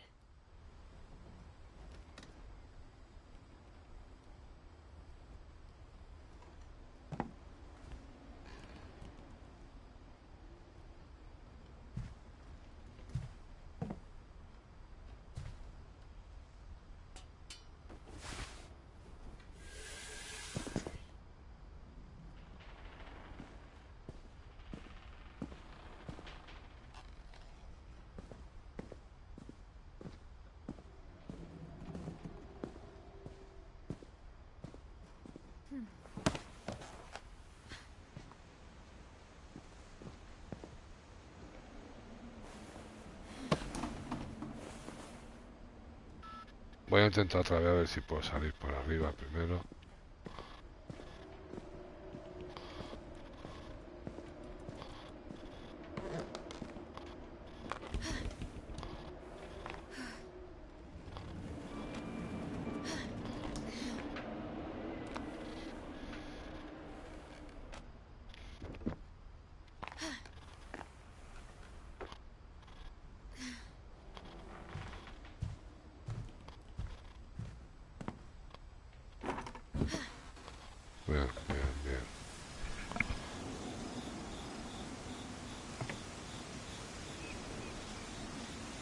When my dad died, I don't think Mom knew where else to go.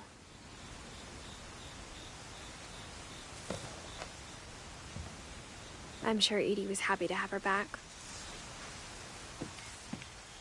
And to see kids in the house again.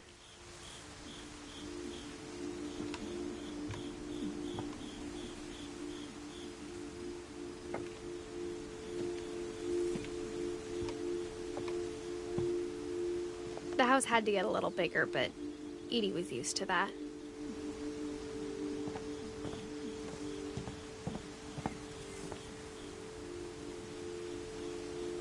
No, le dieron máquina construyendo, no vea la casa que ha hecho aquí el cabrón.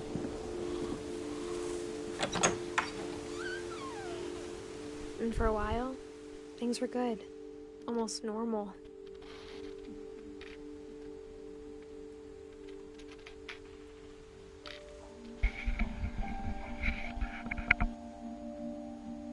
Un segundo, gente, que me pican los oídos una barbaridad.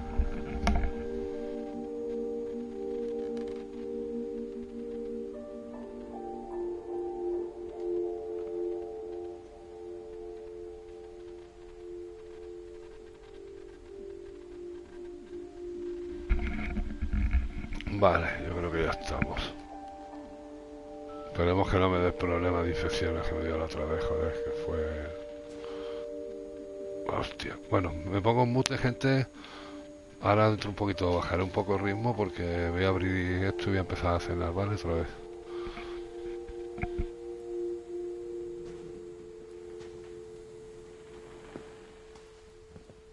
But it didn't last.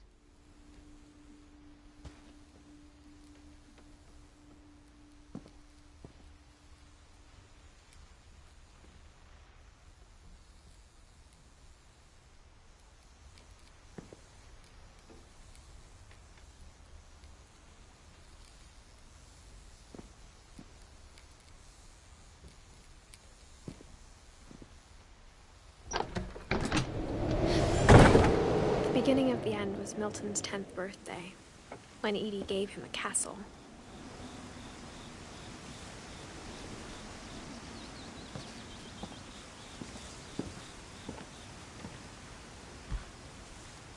After Milton disappeared, the only thing he left behind was a room full of paintings.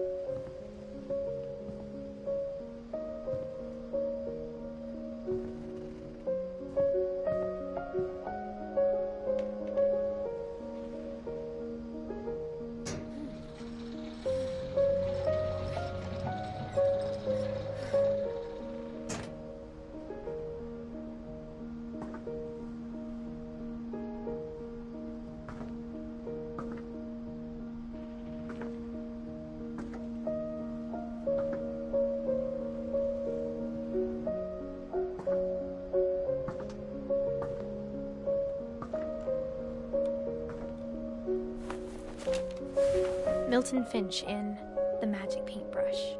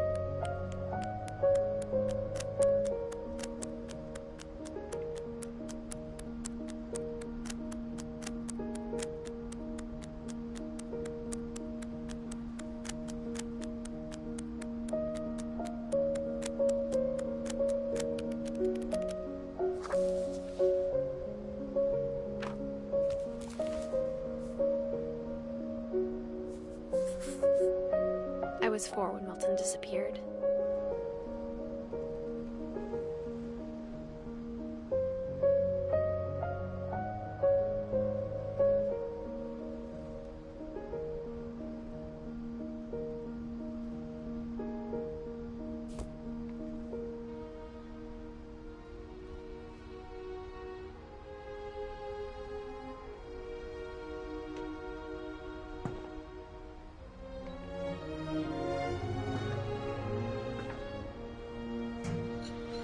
Mom spent months searching for my brother.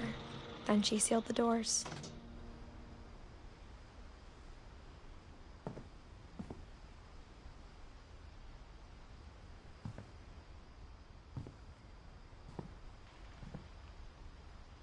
Whatever Milton had found in the house, Mom didn't want it getting out.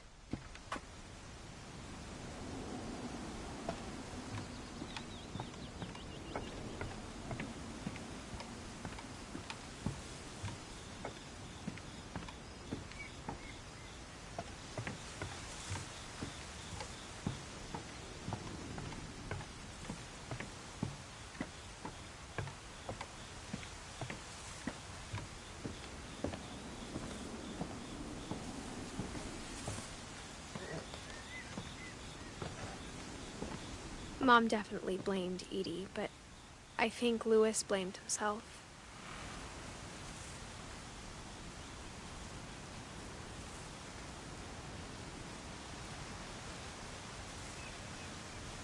Un segundito, gente, que estoy abriendo el Jugamos.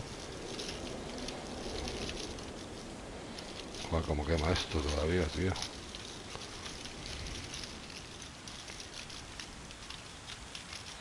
Madre mía de mi vida.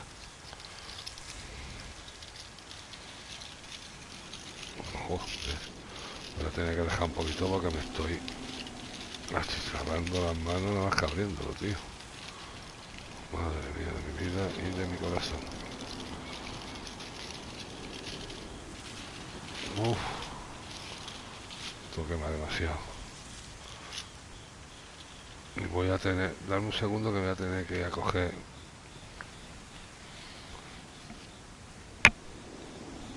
Otra servilletita, tío, y un platito pequeño. Un segundo, ¿eh?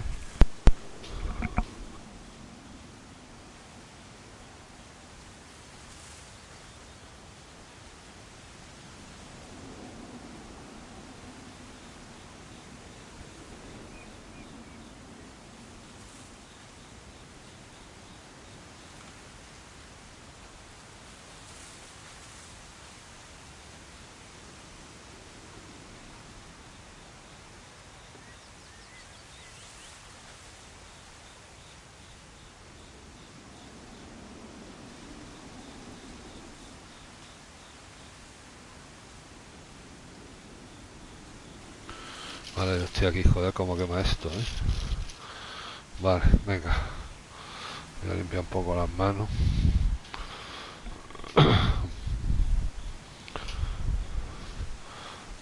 Vamos a tener que poner otra calaverita mientras. Y otro buchito porque... Esto voy a tardar, puede comerme en un ratillo, tío.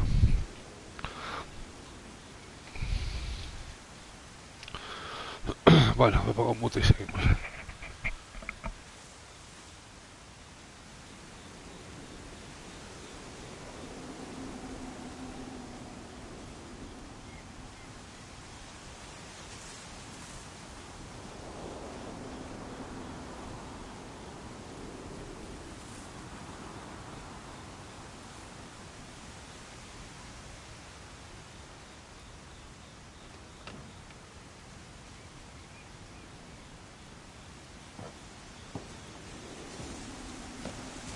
After he graduated, he just spent more and more time in his room. Until Mom got him a job at the cannery.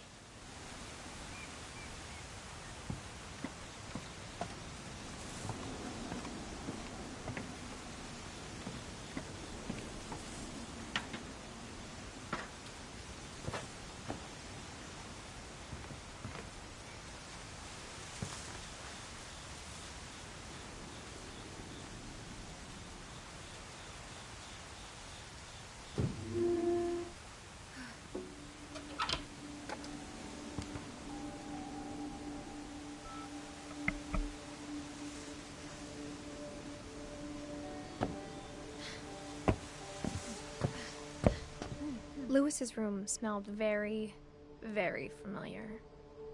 That part of him lived on.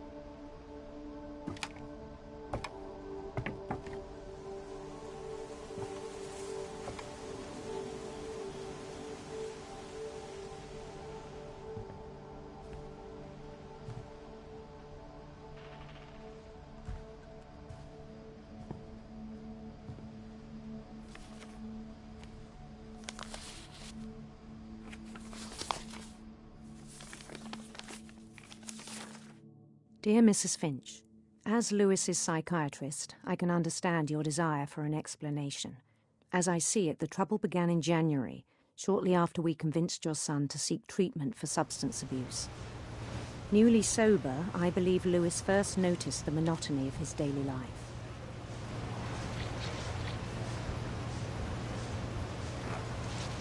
He kept working at the cannery, but he withdrew part of himself. In our sessions, I saw the same behavior. His mind began to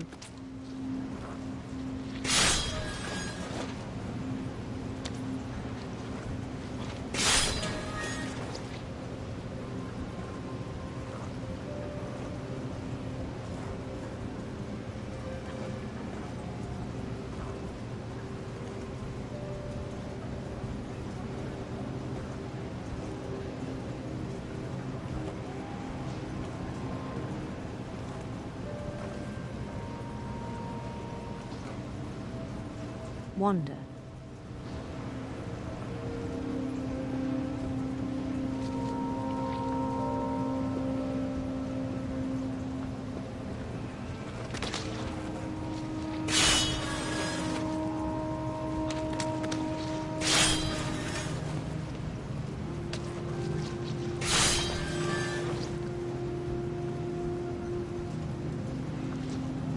I asked him to describe it.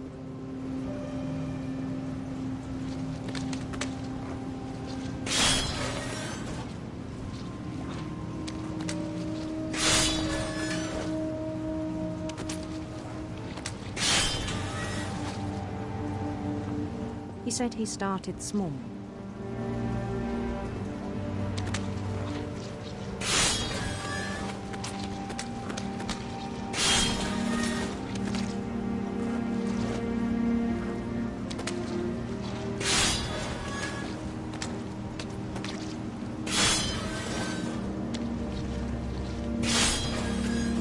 Imagining a labyrinth.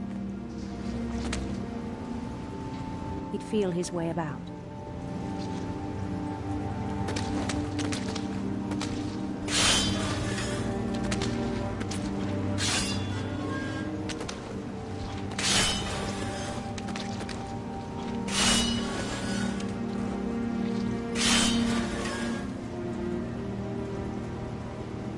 Then something moved.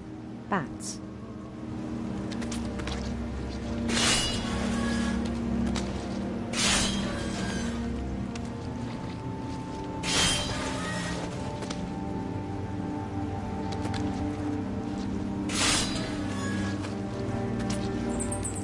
And toads.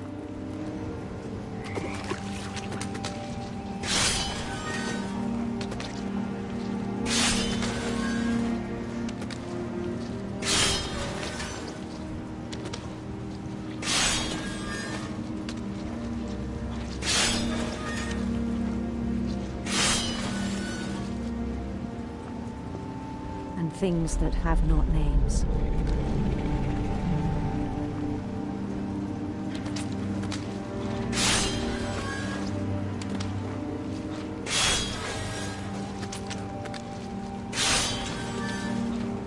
He knew it was all in his head.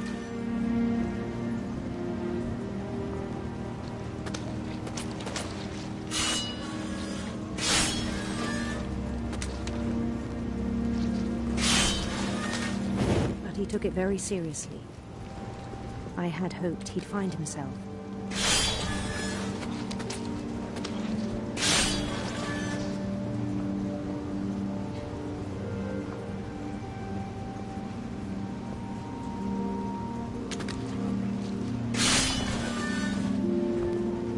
But he found something more.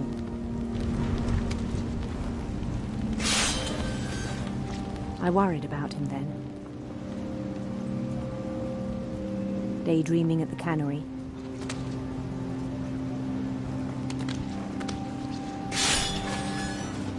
I spoke with his boss. But he said Lewis had become a model employee. Methodical, tireless, focused.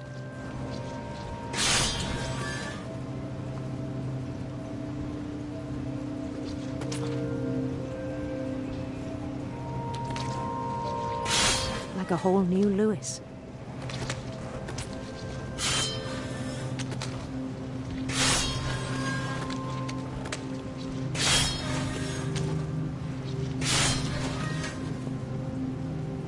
So I let him go on.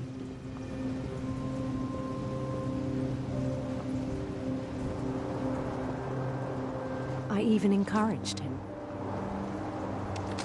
It seemed very promising at first.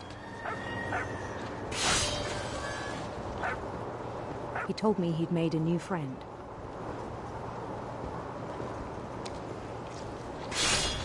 On the edge of a city he named Lewis Topia.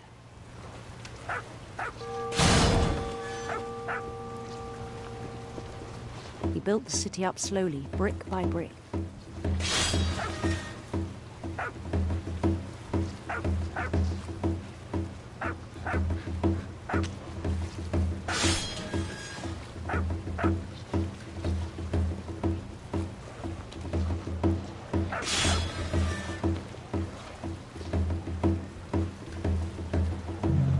Then he made musicians.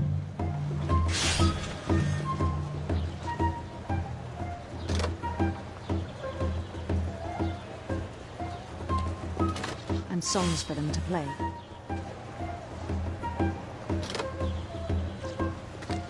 He talked about starting a band.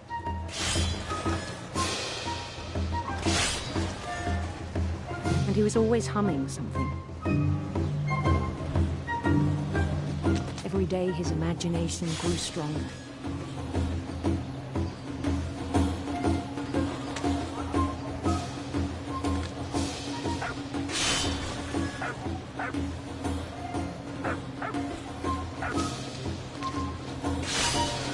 He no longer spoke at the cannery. But his chopping was as reliable as ever.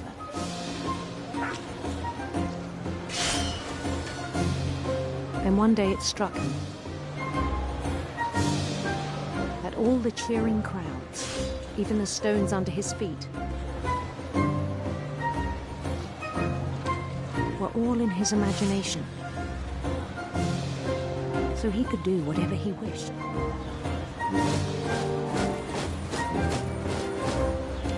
He held an election for mayor. And he won. They begged him to stay, but his mind was already wandering. It became a game for him.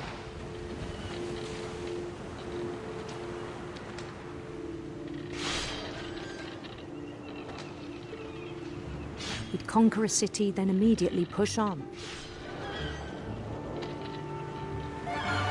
New Louisville.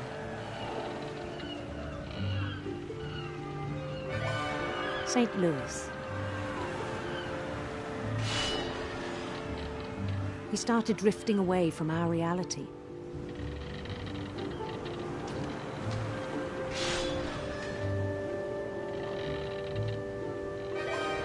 Minneapolis, until one day he forgot to go home from the cannery.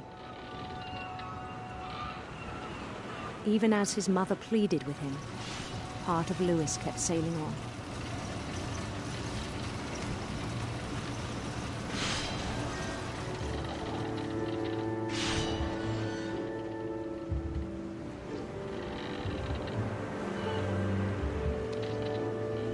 In Lewisburg, he heard rumors of a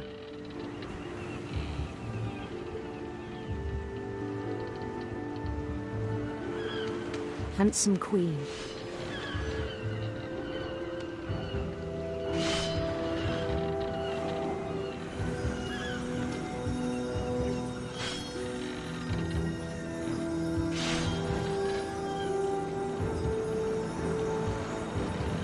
The queen was on her own quest for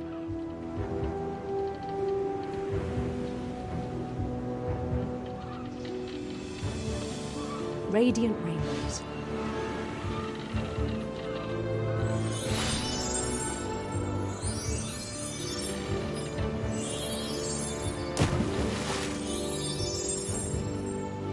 He followed the sound of her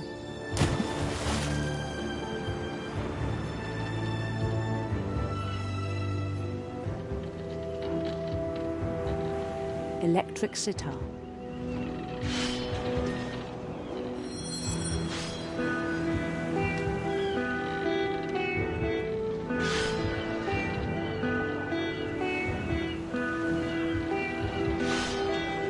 His chase led him to a golden palace east of the sun and west of the moon. Even then, his logic remained sound.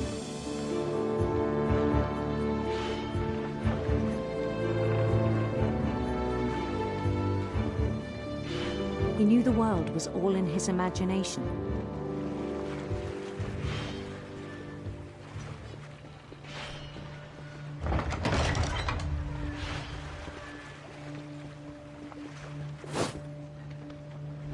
But he was so proud of having created it.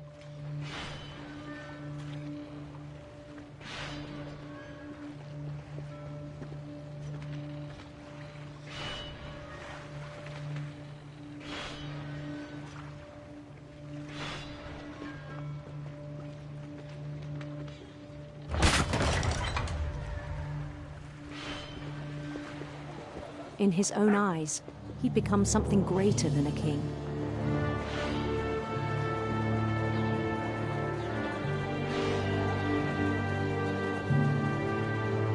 For someone who'd never known success in the real world, I think it was overwhelming. And then it struck him that the real Lewis was not the one chopping salmon, but the one climbing the steps of a golden palace.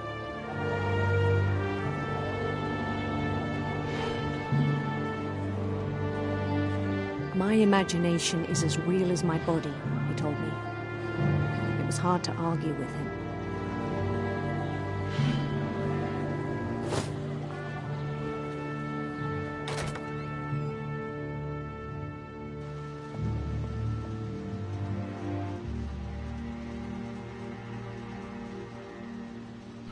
Claro, tiene su punto, tío. La verdad, el jueguecito. A ver, rústico, tío, perdona, que es que no le he hecho mucha cuenta al chat porque me tengo que poner las gafas para leer el móvil. Va, el juego es una flipada, tío. Este lo regaló el Plus en su día, tío, y bueno, pues a ver cómo explicarte sin destriparte mucho. Bueno, pues esto es una piba que llega a su casa y tiene una familia que está un poquito maldita, ¿vale? Y en fin, vas conociendo la historia de cómo ha ido pasando y qué ha pasado con todo el mundo, y vas llenando el árbol genealógico este, y no sé qué pasa, que creo que estamos llegando. No, no, no va de limpiar pescado, tiene su flipada, tío, tiene su punto. Tiene su punto, tío. Tiene su punto. We began to forget the world we know.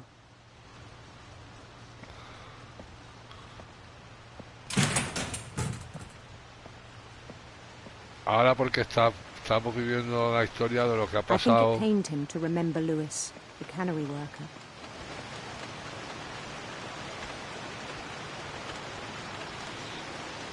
Lo que había pasado con el pavo este que trabajaba en una fábrica y tal. Pero bueno,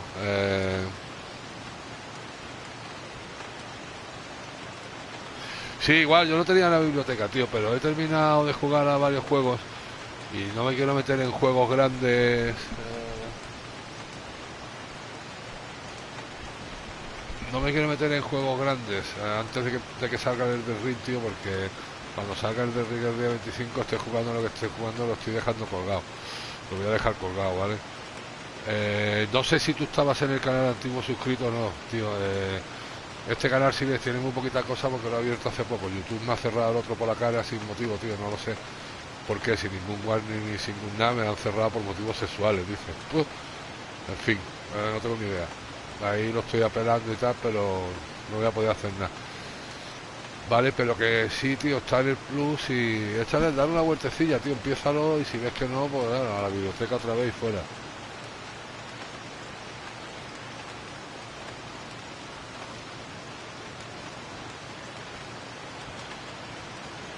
Ah, vale, pues vale, ha salido directo en tendencias, pues me parece correcto. Pues bien, tío. Ya te digo, el otro canal había más de 1000 y pico de horas de contenido y tal, se lo han cargado sobre YouTube por la cara, tío. Nunca he tenido un strike, ni un warning, ni nada. Y me lo han cerrado, tío.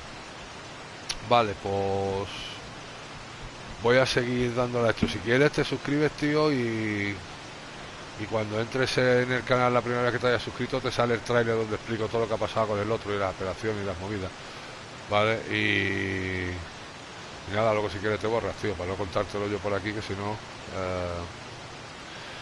vale.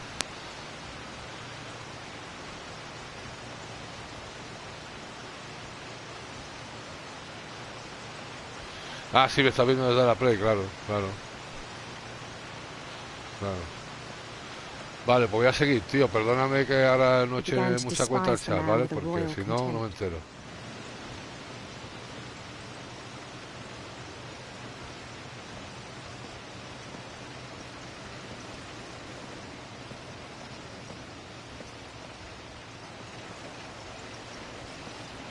I still thought I could save him.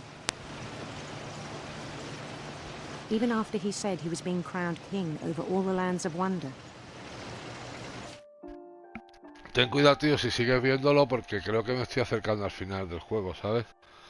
Y si lo vas a jugar, pues a lo mejor se te jode el invento, tío. ¿Sabes? Te aviso, que yo creo que estoy llegando al fin. No me quedará mucho.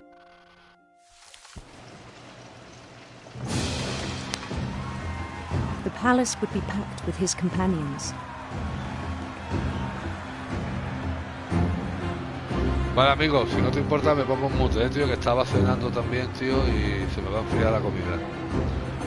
Gracias, tío, por verme un ratillo.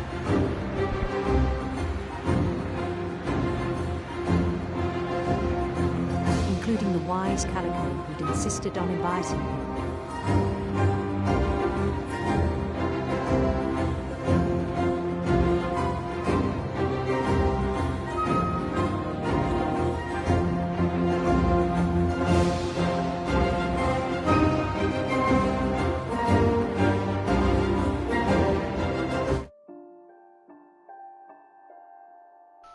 Pero nada, te voy a decir esto último antes de seguir cenando. Tiene su punto el juego, tío. El juego no es como parece que lo estás viendo aquí. Tiene muchas cosas. Tienes partes de cómics de esta, guapo, tío. Tiene su movida. Ya te digo, como lo tienes ahí en la biblioteca, es un juego ligerito que no pesa mucho. Si quieres, descárgalo, tío. Dale un tiento a ver qué tal.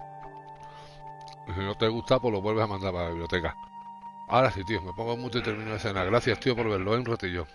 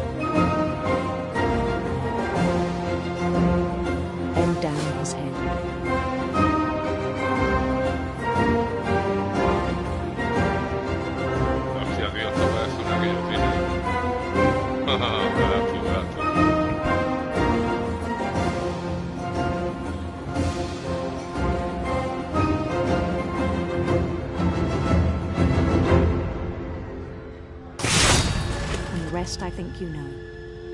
Mrs. Finch, your son was a kind man who will be missed by all of us who knew him.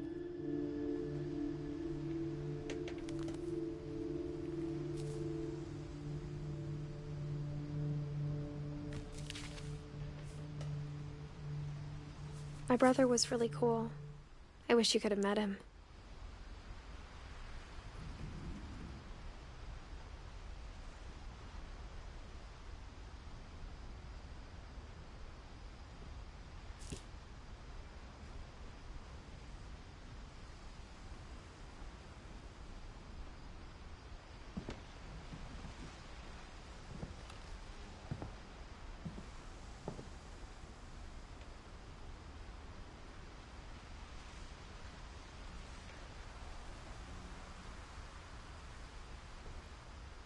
Louis and I spent a lot of time playing games together, but he was surprisingly bad at them. He died a lot.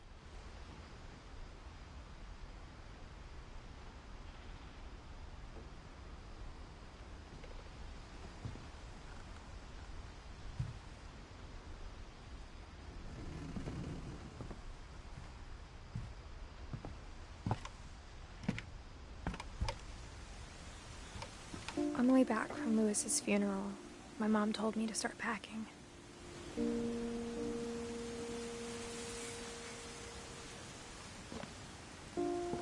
She waited until the day before we left to tell Edie. Vale, tío, te lo aviso, se lo está viendo todavía, que esto huele a que es el final del juego, ya, ¿vale?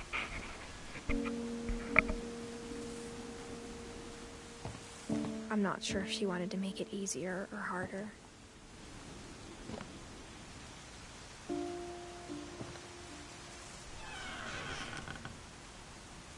I wish we'd stayed.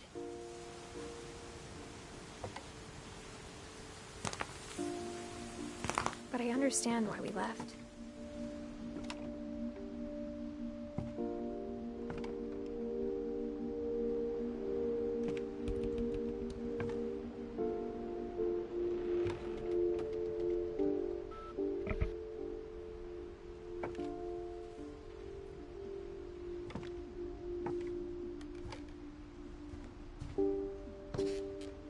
My mom ended up leaving everything behind.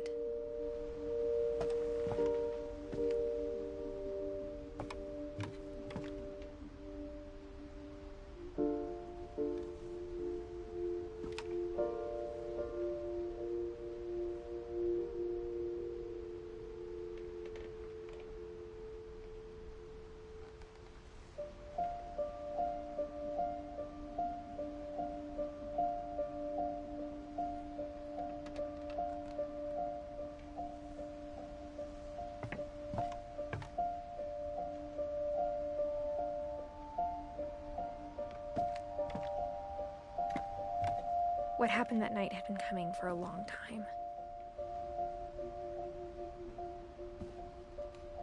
Maybe it should have come sooner.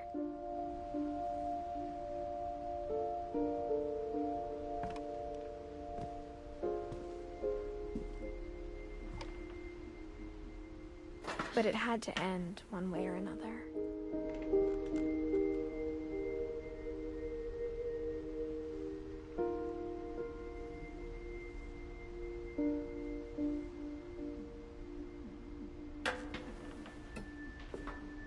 All that's left now is to tell you about that last night.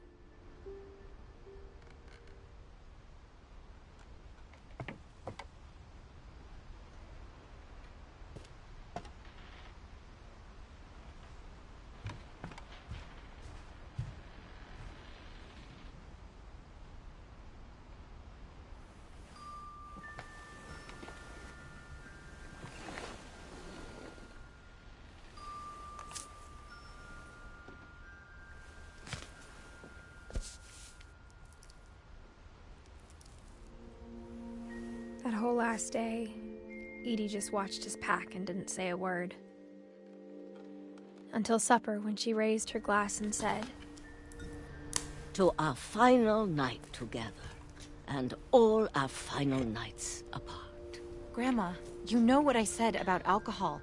Some of your medications are very Edith, specific. I left a present for you in the hallway. Why don't you go open it? The grown-ups have to argue now. I'm sorry, you're right. We're all leaving tomorrow. Let's just enjoy our last... I'm not leaving. Edith, you're excused.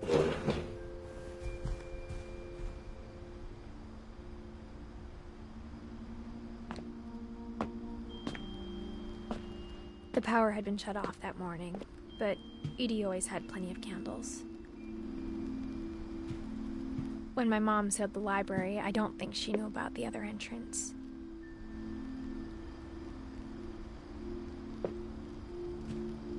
Or that Edie had a key to it.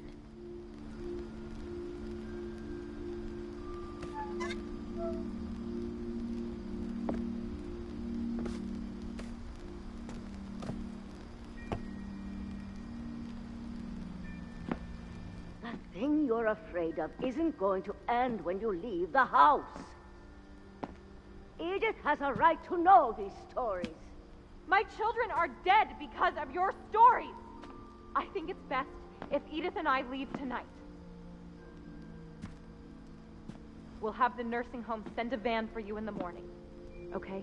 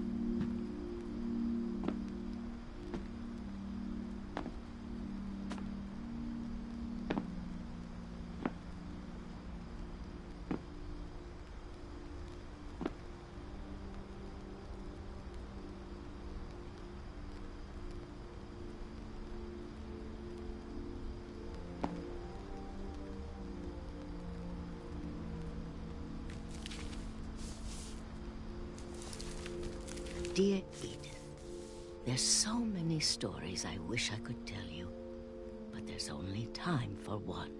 This is about what happened on the night you were born. That night, the tide went way, way out.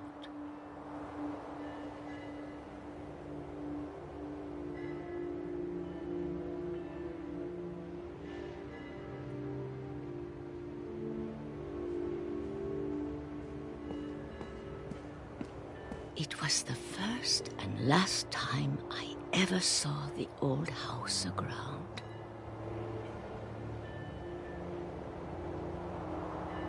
Oye, gente, ya sabéis que voy un poquito más lento porque estoy comiendo, ¿eh? Me tengo que limpiar las manos cada vez que suelto el durrum para coger el mando y eso.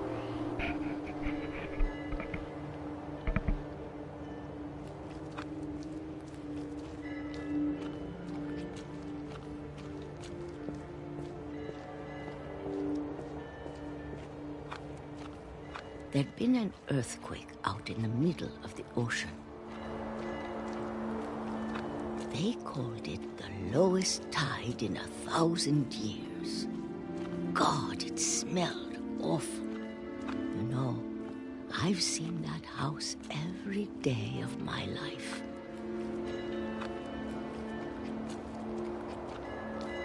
But I never thought I'd go back to it. When the fog rolled in, I lost my way.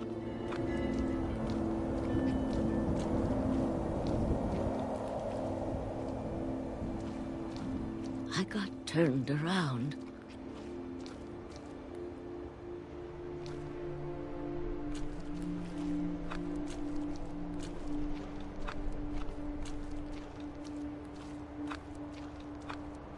I started seeing things.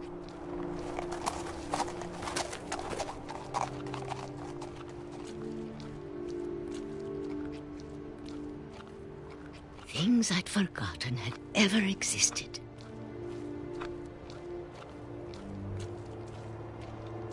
But when I saw them, they felt like old friends.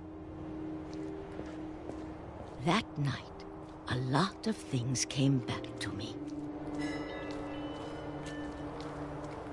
Or maybe I came back to them.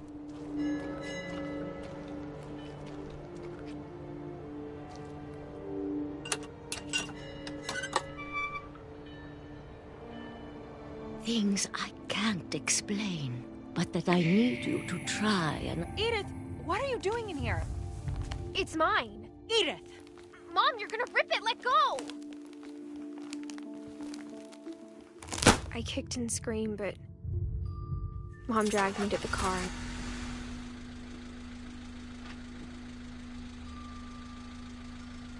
I never saw Great-Grandma Edie again. The next morning, the van came to pick her up, but she was already gone.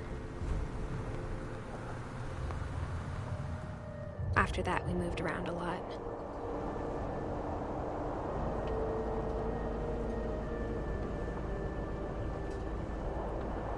We both tried to make the best of it.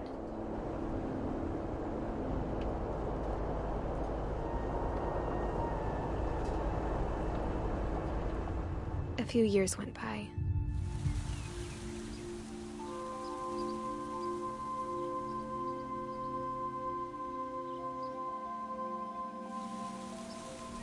My mom didn't like to talk about it.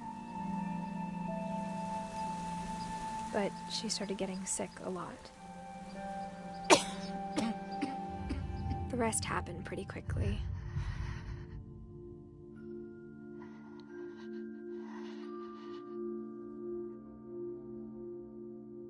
She got better for a while, and then she didn't.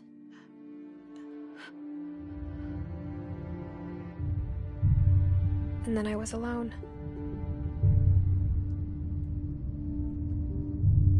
The last Finch left alive.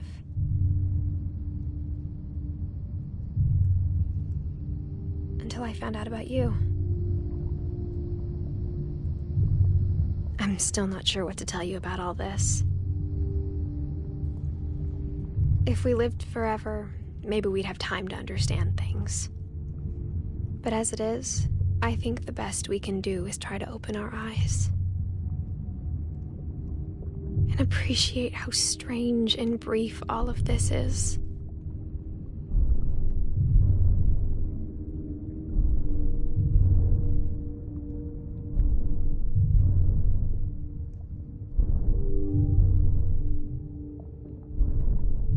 This journal was supposed to be for you.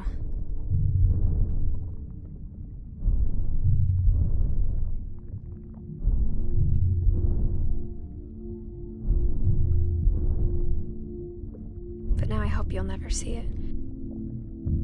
I just want to meet you and tell you all these stories myself.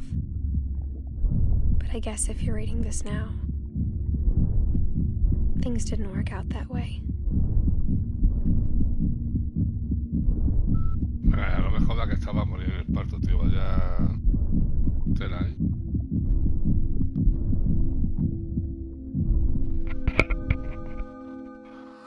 Como se muere esa en This el is where your parto, story begins. es una putada. I'm sorry I won't be there to see it. It's a lot to ask, but I don't want you to be sad that I'm gone. I want you to be amazed that any of us ever had a chance to be here at all. Good luck.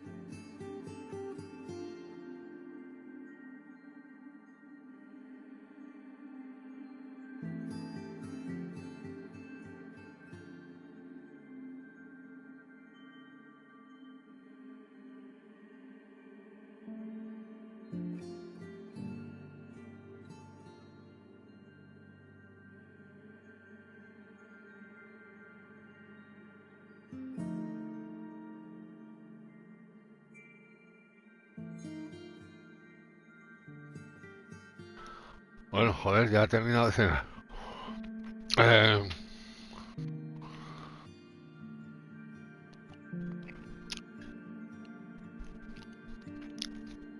Pues mirar, aquí mismo voy a hacer la review del juego in situ.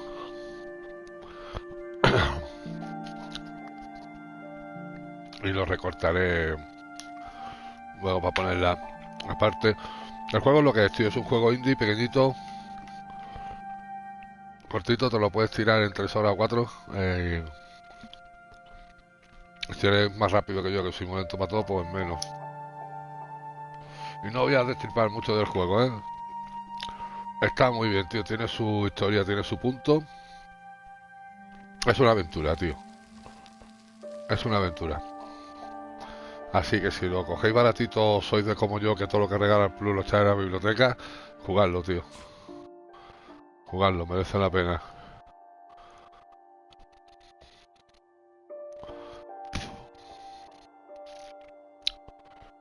Vale. Opción repetir una historia ya está disponible. Selecciona a Edith Finch para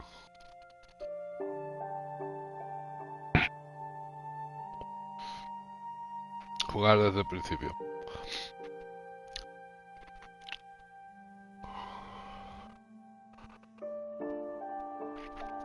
Vale. Pues nada, gente, esto ha sido todo. Gracias a los que habéis estado en el directo, gracias a los que estaréis luego. Suscribiros si os gusta lo que veis. Bueno, bonito, gratuito. Darle me gusta, darle no me gusta, dejar comentarios y esas cosas. No insultar porque os mando a la mierda y os bloqueo al carajo, ¿vale? Sin insultar. Si no os gusta, pues no os gusta, lo decís, pero no pasaros mucho, como toquéis mucho la polla. Os bloqueo en los comentarios, en el chat y en todo, y a tomar por el culo de bicicleta. Sin insultar, se admite cualquier cosa. Pues vale, gente, hasta aquí hemos llegado. Acordaros, si os suscribís, tío, seguidme en Twitter, que en Twitter yo no doy mucho por culo, ¿vale? Solo se publica cuando salgo en directo y poco más. Alguna cosa más, pero muy esporádicamente. Porque si me vuelven a cerrar el canal, por eso este canal es nuevo, pues como la gente no me seguía en Twitter, tío, de los 78 que éramos, pues sé que 6 o 7 me habéis vuelto a encontrar y estáis suscritos de nuevo, que gracias. Pero al resto no me he podido comunicar con ellos, porque es que no me dejan acceso al canal ni siquiera para recuperar mi contenido. Es que es una putada lo que me han hecho, pero bueno, eso es otra historia. Pero si os suscribís, tío, pues no os cuesta trabajo. Me seguís en Twitter y si pasa alguna movida, pues os lo puedo contar, ¿vale? Pues hala, adiós.